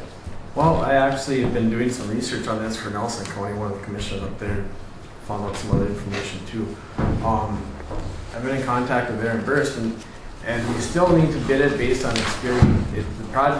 The engineering has to be bid based on experience, but you can add another component to that bid too, and base it off the pay. So you still have to bid it based on experience, so still have the contractors come in and give the resumes or whatever, but you can also bid it for the projects and say, hey, we want to find out or bid what you want as a percentage of the project cost too. So is there a formula where that's weighted, where the experience gets you 10 points and the price difference gets you 8 points? I mean, in the federal contracts, I mean, that's the way it is. There's about 8 different categories, and they rank you accordingly, and price is one of them. I'm not sure, because I've been just finding out this information this week and starting to research on it. And I got some information from Aaron earlier this week and I haven't gotten a chance to go through it I don't yet. think the process is that complex. Have you ever done that before? Opinion cost, no, the North Dakota Century Code calls out engineering as quality, it's a quality-based contract. Not like with an actual contractor, you're bidding materials and labor, but that what the New Century Code calls out is that it's based on experience and qualifications. But you can add to that, and you can also look at the costs. So if there's 10 engineering firms and 7 of them have the right qualifications, or the commission deems them qualified to do the work, if we bid an additional portion of it where we talk about the percentage cost, then we can look at, if those 7 are appropriate, then we can look at what those 7 engineering firms cost and what they want as far as a percentage of the work for the work. And the commission can set the minimum qualifications for the engineering firm. Right. I mean, Yeah. we have to look at the code, what statutorily required for their qualifications, and if those engineers are being qualified, then you can look at what the costs are. And the minimum qualifications are just that, an engineering certificate and a bond. Yeah. So would that save the, would that be a benefit, to the county to have at least the chance to Well, I think so look too. at it? It would make it more of a competitive bidding situation than what we're in right now. I mean, I understand an engineer's benefit to the county. I mean, you're doing a bunch of work here that you haven't signed a contract that you're going to get paid for it. Basically, all this prelim work up to the stuff, correct? Yeah. Yeah. So without having the ability to single source this, Wayne wouldn't be getting information in order to put these packets together, because right now the engineers are doing that in the hopes that they get to finish the project, correct? Yeah, I mean, we do it for other counties just to help them out. No, but what I'm saying is, right now, if you were no longer the engineer on this on the contract, the work you've done up to this point, would you be compensated for it? No. Yeah, that's the point I'm making, is so by having a single source, the ability to single source this, it motivates the engineering firms to go out and get work or do work for the county in hopes that they're going to be the prime contractor. But that can be, I mean, it can be said even, that still can be said even in a competitive setting where we might have 5 engineering firms that come out and ride along in a vehicle, Wayne, and they do the preliminary work with hopes that they're going to get the job. I agree. I mean, I was just trying to state both sides, but why, in a smaller county where we don't have an engineer on staff, it helps Wayne with the job he's trying to do. Yeah. When I spoke with Aaron about this earlier this week, there aren't any counties that are really putting that practice into play, and I don't know why. I think it's partially because everybody's under the impression that we have to base something on experience. The only time that he said that it's really been used is in the new Morton and Burley County Jail that they're finishing now or working on now. They had a qualified engineer, qualified architect that came in and he wanted 6% of the total project cost, and they said that was too much, so they didn't hire him and hired someone else. But they still use the experience base, and he said that's the only time that he's aware that it's even happened yet. But I have a feeling that everybody's probably going to be moving this direction. And what is, do you bill on a percentage or is that all it is? No, what I did is I figured how many hours it was going to take us to do this based on, there's 48 miles of graveling. So that includes like going out and measuring our widths, our depths, and then how long it takes us to put plan sheets together. I guess that's how we do all of our design contracts and even construction contracts. We figure out hours. So this one, I guess I didn't even do the calcs, but it's 35,000. 250. 35,250. 35,250, Yeah. and then the construction cost is 1.5. So does that come up to like 2%? And does that didn't do that math? It's not. You charge 1.5% of the bid amount? No, 1.5 million, 35,000 is what percent of 1.5 million? Okay. I'm not sure. So. It's about 2%. 1.5%. 2.35. So we got to make it. That's what it ended up. Come on. So, I guess. Given that, I mean, how much would you hope to save if you went through that whole process? yeah, I don't know that. The point is, how do you know if you're going to save anything until you try to save something? But Didn't you guys bid it out last year? We did. 2 years ago. 2 years? Okay. 2 years ago. But not cost, did we? Just experience. Just experience. Was that for a 1-year duration period, or was that? Right. Well, I mean, Kind of forever.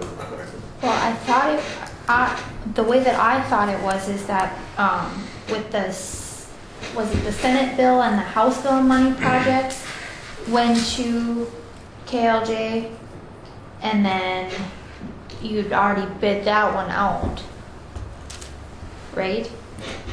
We used the Senate bill money already, so the House bill money is still what is left, and then some of the Senate bill money. I mean, yeah. So what we did was it 2 years ago or a year ago? I don't remember. I think it was a year ago this last June. The proposal was for all the projects using Senate Bill 2103 and House Bill 1176 monies or funds. That doesn't mean you can't put out another one right now. I mean, that's your guys' decision. right. Technically, we have been selected to do this work, but it's still your guys' project. You can fire me at any time. It's your call. But I mean, I would like to say, like these projects here, I figured out hours exactly what, I mean, we just did projects like this last year, so I know how we did on that. And I'll tell you right now, we came out to about right on the dime. I think last year's projects were $24,850, and that was for 33 miles. Now we're adding 15 more miles. So actually, it's a little cheaper per mile than last year, because I think we can do it for that. I mean, I'm not trying to make any extra money off you guys. I just have never done that. That's just not what I do. But So really the lump sum bid is the actual bid. You never asked for monies over and above the lump sum, or you've never refunded it, or you've never discounted it if it was below the lump sum. no, I mean, like I said, usually we come in within $1,000 above or below, because we know how long it takes us to do the design work. Now, construction, typically those contracts are higher right off the bat, because we don't know how long contractors are going to take. So a lot of times, we don't use the whole construction contract. We only bill you as we work. So. Right. Yeah, so there's a little, there is a difference there. But that would, the construction contracts are still bid as a lump sum. No, They're bid by hour? yes, yeah, because I mean, like, for example, I had a paving project in Ransom County this year. I think the construction contract was $116,000. Contractor got done, and we'd only used $50,000. Now we'll final the project, that'll probably take another $10,000, and we'll never charge them another dime for that project. Same thing with your guys' driving projects, we're not to the top yet. And if we don't reach the top with the final documents, you guys never pay that money. So, But not so on the engineering part of it. the design, no. That, we know exactly what we're doing. Now, if, let's say we get into one of these projects and the road is 12 feet wide, which I know it's not, Yeah. and we had to widen it to get it to something safe. Well, that's not included in that 35,000. But before we would do any extra work, I'd have to come back to you guys and tell you, this is how much it's gonna cost for us to do this extra work. Do you want us to do it? So, we'd have to add it by supplement. But if it was something that it just took us longer to survey than we thought, I don't know if it's muddy, whatever, who knows what it would be. I couldn't come back and ask for more money because it says right in the contract that includes the survey part of it. So, What's your recommendation, Wayne?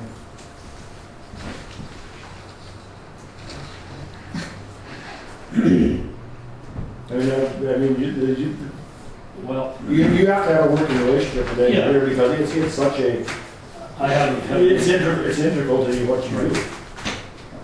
KLJ, and it could be anybody probably, does really done a lot for Griggs County. That's all that paperwork and stuff. They file to the state, get reimbursements and all that stuff. It looks like it's coming from us, but it's our letterhead and it's them that's printing it up and everything. So I would wish to continue with Jake. I think we've got along well and everything.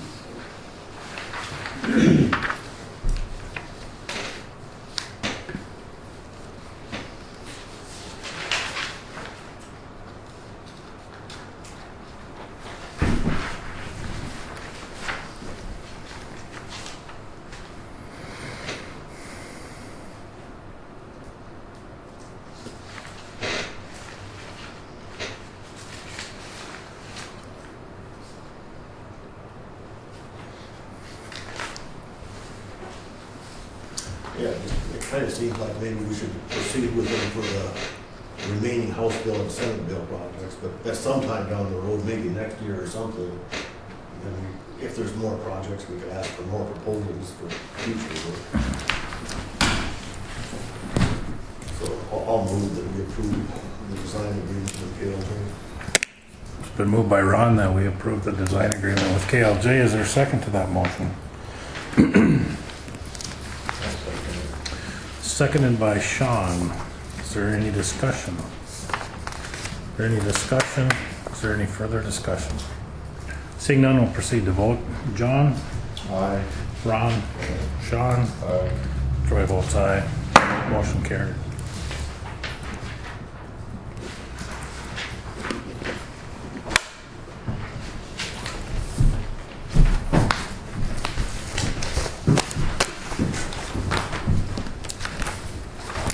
Oh, he's got them. yeah, that one's Probably. fine. Mine also. And I'll send you a copy.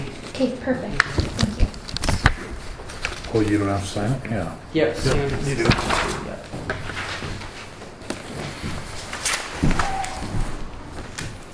Okay. Anything else, Jake? I'm running out of packet. Oh, real quick. So last year we bid all these projects on separate meetings. You want to do that same thing again this year, or you want to bid them all on the same day? They certainly could be done all at once. Why did we do it that I way? think you guys had wanted to bid them separate days, so then, See how the money went. yeah, the money Oh, went in, that's like, right. honestly, I think it probably worked in your favor a little bit because contractors saw what they bid, what other people bid the time before, so then like they kept getting cheaper. What's wrong with that? No, I mean, I think that was kind of one of the main reasons we did that. But it's entirely up to you. What do you guys want? Well, it seems like the right way to do it, so we know what funds we're using up as we go. It saves taxpayer money. Probably will. Okay, so the shortest project this year is 5 miles. And last year we did bid one of them that was 5 miles, so I would propose just to keep them all separate and not tie 2 of them. Because then we got a 16 mile, 17 mile, 5 mile, and then a 10 mile project. If the 10 and 5 are close to one another, they might make sense to tie them, but they're on opposite north and south of the counties. So are you guys okay with that? Yep, Okay, I am. move forward. All right, well, we'll get working on this right away. Of course, we want to get that survey before it starts snowing. And I would propose probably bidding the first one in January, probably at the second January meeting. Unless I get stuff done a lot quicker than that, which I might. So, say let's, if you want to visit in the first meeting in December, I'll plan on coming back Okay, to that meeting. I can't make the next meeting, I've got some other stuff that day, but that's all I have. okay. Thank you, Jake. Wayne, you have anything else? That's all I have, yep. Okay. Connie? You had asked for lists for the veterans. Thanks, guys. Thanks. Homestead credit and farm, so those are all in your packets. I don't know what page they start on. 46 and 7 is the disabled veterans list. So, I guess I found out after we met that the veterans ones, we don't need to send the apps out, but we need to send a letter asking them to send us their letter that they get from the VA telling what their disability amount percentage is. Oh, okay. Just so we verify every year that it stays the same. So that's why it's just a letter there for asking for their copy of their VA letter. That next list, that's been sent out. No, none of these have been sent out.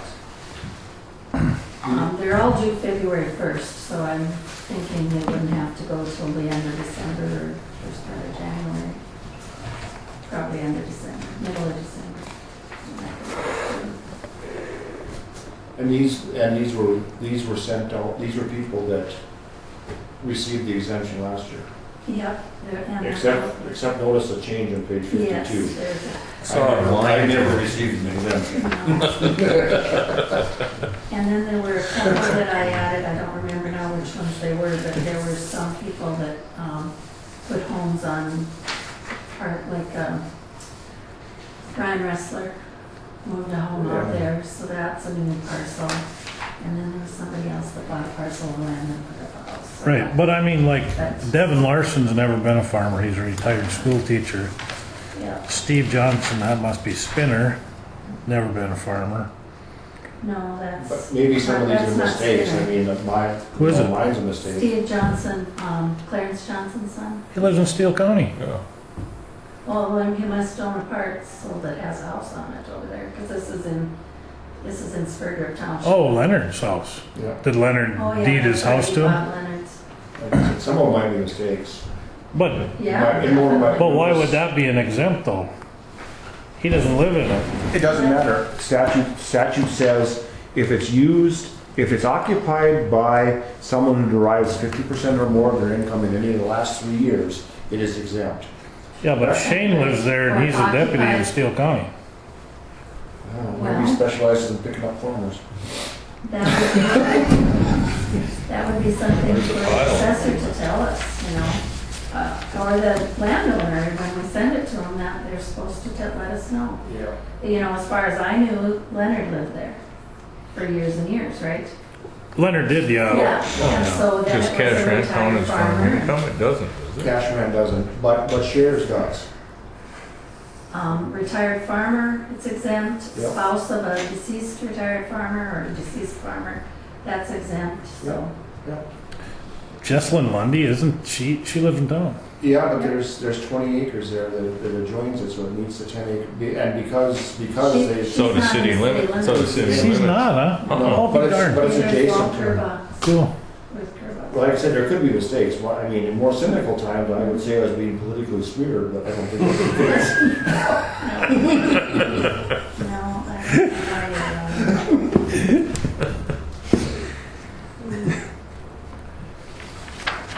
I think it was an honest mistake. Is Gordon Glimsdahl still alive? I don't think so. Gordon isn't, no. No. No, and a lot of these names, you're only getting the first name we have on there, the second name might be care of somebody else. And in Gordon's name, I think it goes to son. I think it's a nephew or something Yeah. that's up there. And like David Evans is on here too, and he passed away here a couple weeks ago. Yeah. Oh, for homestead credit, yeah. Yeah. It's really the honor system as you read that Yeah. statute. It's, And Doug Dahl too, he died, right? Mhm. That's what I was thinking. Because I have him on. But as long as the house is still in that name, well, like Ruth, Ruth Evans can still apply. But, so basically, I just want to know if you want me to be sending these out, and if so, who wants to? and we're just doing it as a courtesy, correct? That isn't a statute. We're just doing this as a That I courtesy. don't know. I think the homestead credit is a courtesy. Yeah. The veterans is a courtesy to ask for their, well, it's also our benefit too. Sure. And the farm, I don't know. I was told at one time that was supposed to be annual, but I've never looked it up in the code, so I don't know. The letter has, it says chapter, it has a century code, I guess I could look that up. But I don't have it. I guess I can, but I just thought that it stated the deadline had to be in. I don't know if we have to send them all because they're actually discriminating. If there's somebody living in the farm and you don't send them an application. Mhm. Well, and those are the things assessors are supposed to catch in their townships. Or township officers too. And by my inclusion on here, evidently they're not. Yeah. It didn't work real well.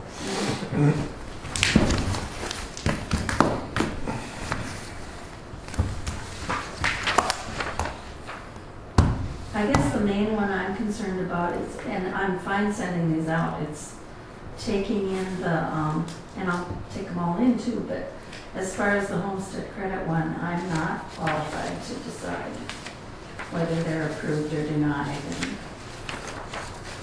And so I would prefer that someone else, Well, don't we look at every one of them? you certainly can. No, we don't have to. I thought they came through here. I thought they did too. Well, the tax director has always, I don't know that they've always brought those to you. I thought we always reviewed the application, or the applications when they were. Yeah, part of them, I don't think they put the income part on it, that we. Right, but I mean, they blocked that You out. and reviewed then- them when they were the reason for an abatement. Oh, That's when they've been, That's right. come up here, but not every single one of them. right, that's right. Okay. But now, since Recently, you guys happened because Yeah. you are, Yeah. So that's fine. Not that many of them, right? Well, just wait a minute, let's see what. Your list running on time. 5702.8.1. I went through it this morning, I couldn't see how it had to be done, but, No, as far as who approves them. oh, Pass you? yeah, I don't think it's the tax. Huh? 40-something line. I don't think it clearly says. the form itself is supposed to be signed by the assessor, so. And then it goes into the state tax department, and they approve or disapprove it, I guess, right? Homestead credit, Yeah, don't they? That's that the I don't know. veteran. Is that right? It seems like they would approve the homestead credit too. Dumbass. I don't know. It just seems like they. I know there's a homestead credit abstract we send them, but we don't send them every application. Well, maybe we do. Yeah, the assessors. Doesn't that work? The assessor shall attach the assessment to the statement filed under the subdivision. To the assessment sheet and shall show the reduction on the assessment sheet.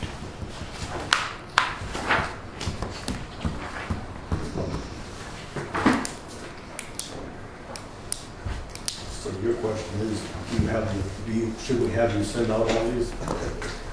She can send them out, but we're gonna have to apply being we're the tax director, and there is no assessor. The assessors are supposed to do it. Oh, just for the whole. Yeah. The assessor shall attach the statement filed under subdivision F, which is the application for to the assessment sheet, and shall show the reduction on the assessment sheet. And then once county has a reduction in the assessment sheet, then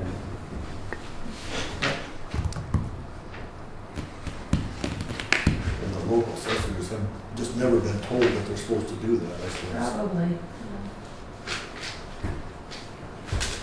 I'd say it must have been years ago maybe that ended up being tax collectors.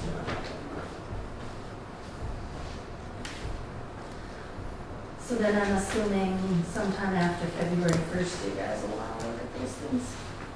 And here's Ron, here's what you're talking about. Prior to the 1st of March of each year, the county auditor of each county shall certify to the state tax commission in forms prescribed by the state tax commissioner the name and address of each person for whom the homestead credit provided for in section 5702.1 is allowed for the preceding year.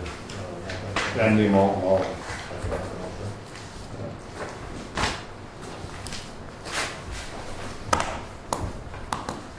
So you'll send them out in mid-December or something? Yeah. Yeah, I don't see anywhere where it's the duty of the tax director, but we can certainly do that. Okay. So I leave it to them. Okay, Thank you. thanks, Connie.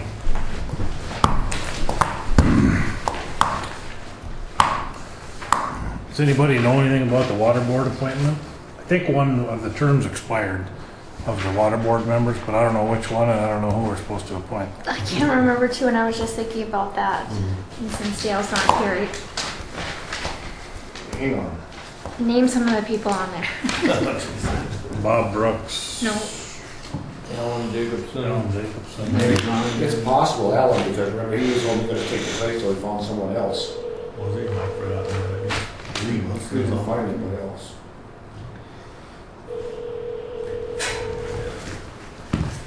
Bob, John. I'm at the county commission meeting, Troy, Ron, Sean, Jamie, and Samantha. Who are we supposed to appoint for the director for the water board, or the member for the water board? We don't have any information that says we're supposed to appoint somebody, but. Oh, I told Dale Jim Retzloff. Jim Retzloff, okay? It's going to finish Barry's position, but we also have to keep Barry available for the lawsuits on Silver Creek. So, I guess you point Jimmy to replace Barry, it's still his turn. So I would make a motion that we appoint Jimmy Retzloff to fill Barry Rowland's term. Yeah, yep. Okay, Okay, thank you, John. thanks. So stated. James Retzloff. Lawsuit, Silver Creek, what's going on? There's stuff in between Barnes County and Griggs County and Silver Creek, and there's a couple of landowners. I don't know if Dan Watson and someone else they're suing the water boards over, so I suppose Barry's got to be a witness. A little more complex than that, but that's the gist of it. Yeah, it's very much complex in that.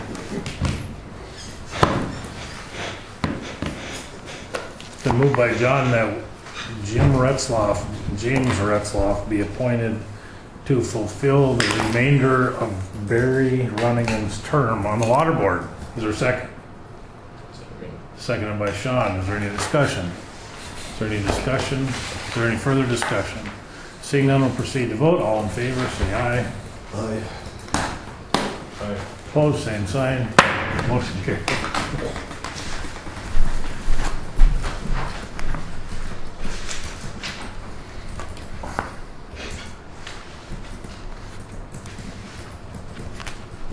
phone call. Should we take a break? Doesn't look like we got very. We can't approve election meals without them. We can? Oh, I guess we can, there's 3 of them. Yeah, there's 3 of us. Election meals, what's your spiel? Same as always.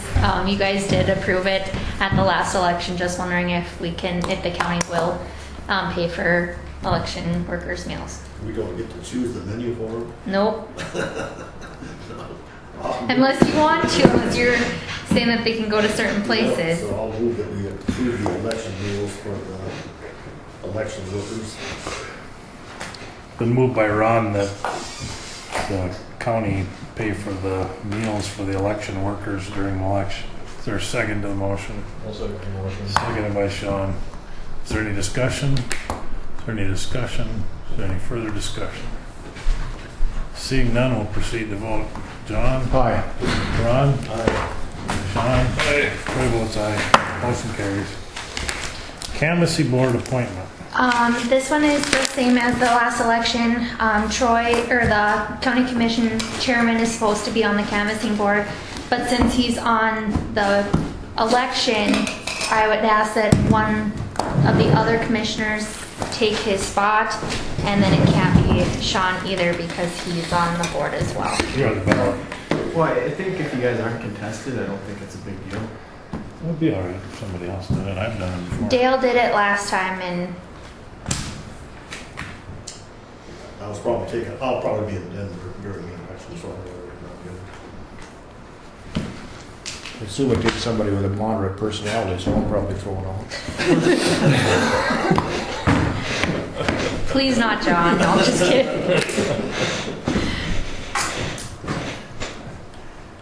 I can do it if you want. Okay. So don't you guys can. So John will be on the canvassing board. State's So attorney. that'll be on November Yeah. 14th Oh, 14. at 10:30. And we'll be down in the Veteran Service office. Okay. State's attorney secretary. I just want to let you guys know that I advertised and I got some good applicants. If I may hire one that lives outside of town, you guys have a problem with me having to work from home? I guess there's 2 of them that apply from out of town. That was my biggest question for you guys on that. Do you guys have any problem with them working from home?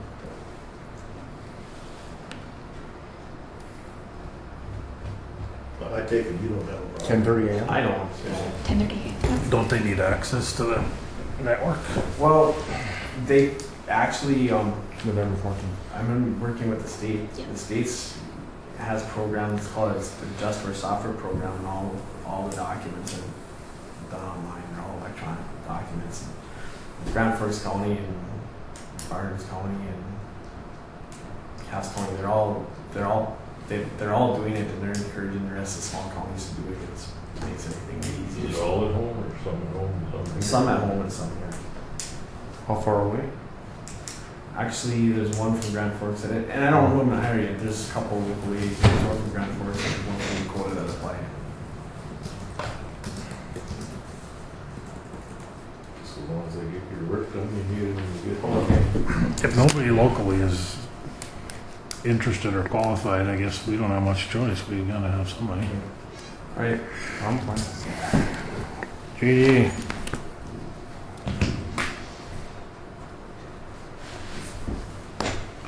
JDA keeps doing Keep tabling it. Oh, tabled it, and I've got information for you guys this time. Talked to the AG's office about what we should do. I think the best thing to do is dissolve it, leave the funds in the account, leave the account open until at least those projects are done that the money was committed to. When by dissolving the JDA, you guys would administer those funds for those projects. That's the way I looked at the situation. And then from there, 1125.1 states that you need to leave those funds in the account for 2 years before it can be moved to general fund. But in talking with Deanne Schneider, from the AG's office, neither one of us think that needs to happen for those 2 years. If all the projects are taken care of and there's no more money to be spent, that money should be able to be moved into the general fund without any problem. The worst that could happen is the money had to get moved back, and that would be a simple Right. budget amendment. I mean, that's the worst that could happen. And the biggest question I thought that we had was what to do with that money and where to keep it. So just keep it in that account until the projects are done and then it can be moved to the general fund. Right. And you guys can dissolve it and be the administrators of those 2 projects I think that they got left. So we have a motion on the table, right? It's already been made, we just tabled it. All right. Was it seconded? Made and seconded? I think so. Should I go back? And then in discussion, we're weren't sure what to do with funds. Motion made by Wakefield to table the issue until next meeting. Oh, yeah. Well, Had to have been seconded. Oh, well, yeah, what was the motion, the original I motion? believe I made a motion to discontinue the JDA and all unused funds be put in the general fund. I think so.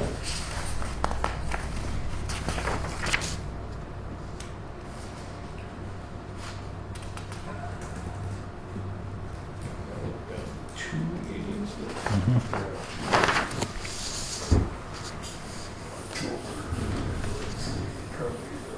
21st. Motion by Stefan to discontinue the JDA and any uncommitted funds be deposited into the Griggs County General Fund. Seconded by Peterson and called for discussion. There was discussion on the motion. Motion by Dahl to table the motion on the table until next meeting, second by Wakefield. All 3 times for discussion with all ayes, no nays, and carried. So then it would appear to me that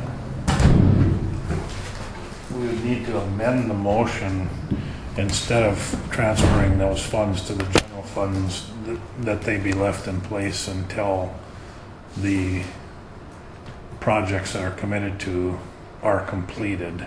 And I would also add that the county commission is the administrator of those funds for those projects.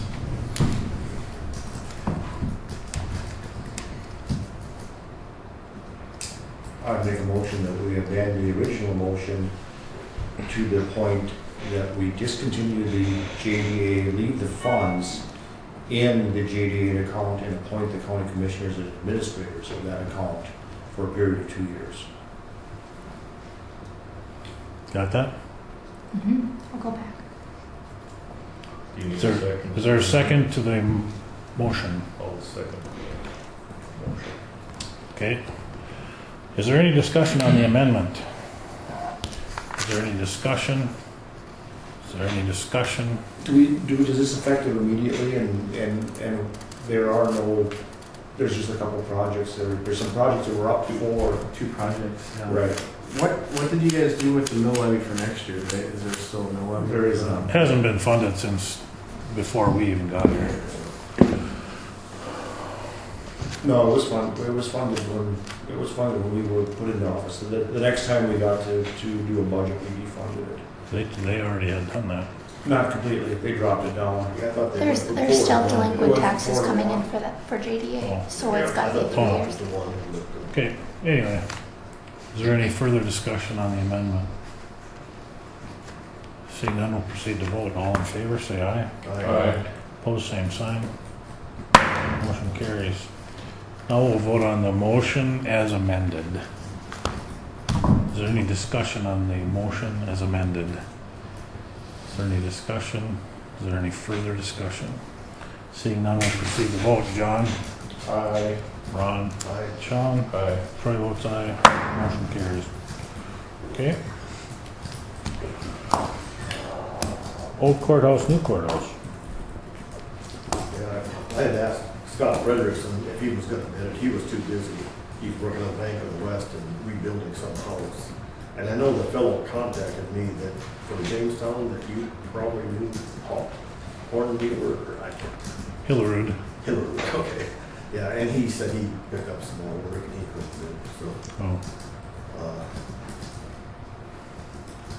So, Well, I forgot to give that stuff to Travis. Oh, Well, what are our obligations now, Jamie, when we bid this thing and we didn't get any bids? Are we, I mean, certainly there has to be an avenue to go out and talk to a contractor, and I think that, it's been a while since I looked at it, but I think the wording is to the point that you have to make assurances that it's in the best public interest or something like that. I think you're right, and it's been a long time since I looked at it too. I can have an answer for you guys by next meeting, but I just don't remember what it is off the top of my head. Or even, shouldn't even say next meeting. I'll figure it out this weekend or first part of next week and let John know or Troy know, and you guys want to go start talking to people. Maybe just send it to Samantha can distribute it. So, Yeah. All right. So you don't want me to advertise for carpentry again? I don't think so. I'll just wait on that. Okay. Unless I'll let you know by Tuesday in case we have to. Okay. Okay. Anything else on old courthouse, new courthouse? Future business?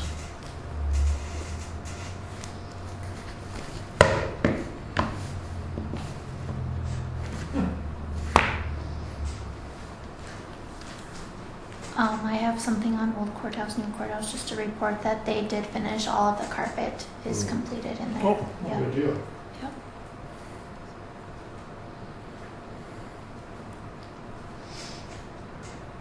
So we're down to trim and mechanical inside. hang it, all they gotta do is hang the wood doors and put on that wood base and incorporate it. There must be a couple toilets to install or Oh, something. well, yeah, that's with the mechanical guy. And I don't know if there's any grab bars or anything like that that are supposed to be put on the wall. If there is, I guess we can have our carpenter do it. And then that wall that the social services needs. Oh, yeah, build that wall, Yeah. social services. And then moving my light switch. Move your light switch.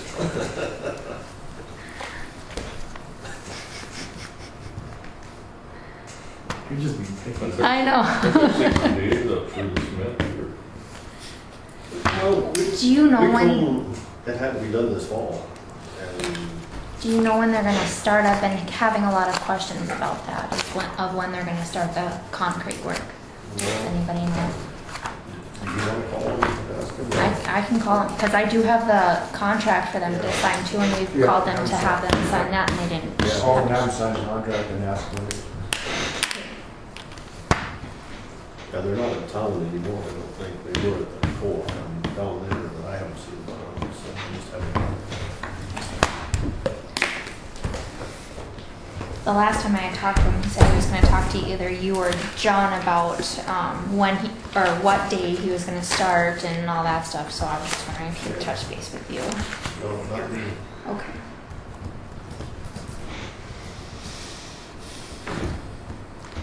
You got something to read?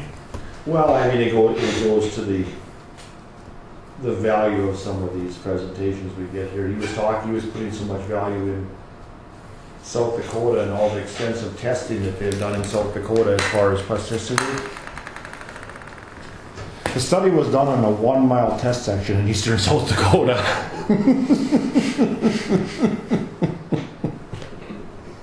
Is that why we kept seeing the same road over and over? You mean that one? The one with the deer crossing in the back. It also says the plasticity in the base is an undesirable quality. Dissect that one. No, I had enough of it.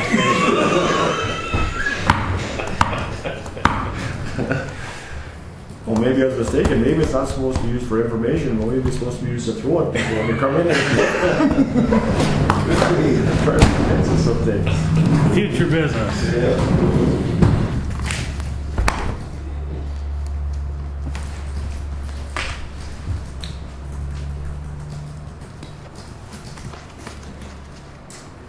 No? No future business? When's the next meeting? The 18th of November, I'm not gonna be here though. Uh-oh, Ron's taking over. Well, okay. Oh. I should be back, yeah. I will be back. You do have a special meeting on November 15th for the tax sale. You'll be here for that? The vet clinic's coming out to PG my cows on the 18th, and I didn't dare put Okay. them off because they're so short-handed. I didn't know if I'd ever see them again if I told them no. So I didn't dare. Paul's gonna start working Saturday. Thanks. So the 18th, you said? 18th is the next meeting, next regular meeting. 15th is a tax sale. Is it one parcel? You have 5. 5? Yep, one person came in and paid up their taxes, so that was good. We had one less than. Tutor? No, Doesn't matter. That don't matter. I'm just curious. Tax sale, what's the date on that? 15th. What time? 10:30. That's a Monday, isn't it? It's a Tuesday. Oh, Tuesday.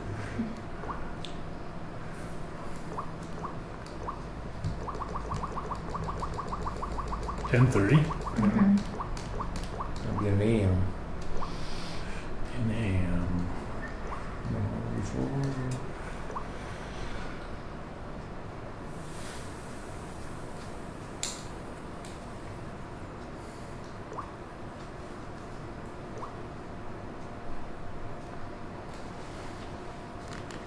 Anything else? Meeting. Move to adjourn. Moved by Ron to adjourn. Is there any discussion? Any discussion? Any further discussion? Do you want a second? Oh. Seconded by Sean. All in favor? Aye. Both same side. Come on.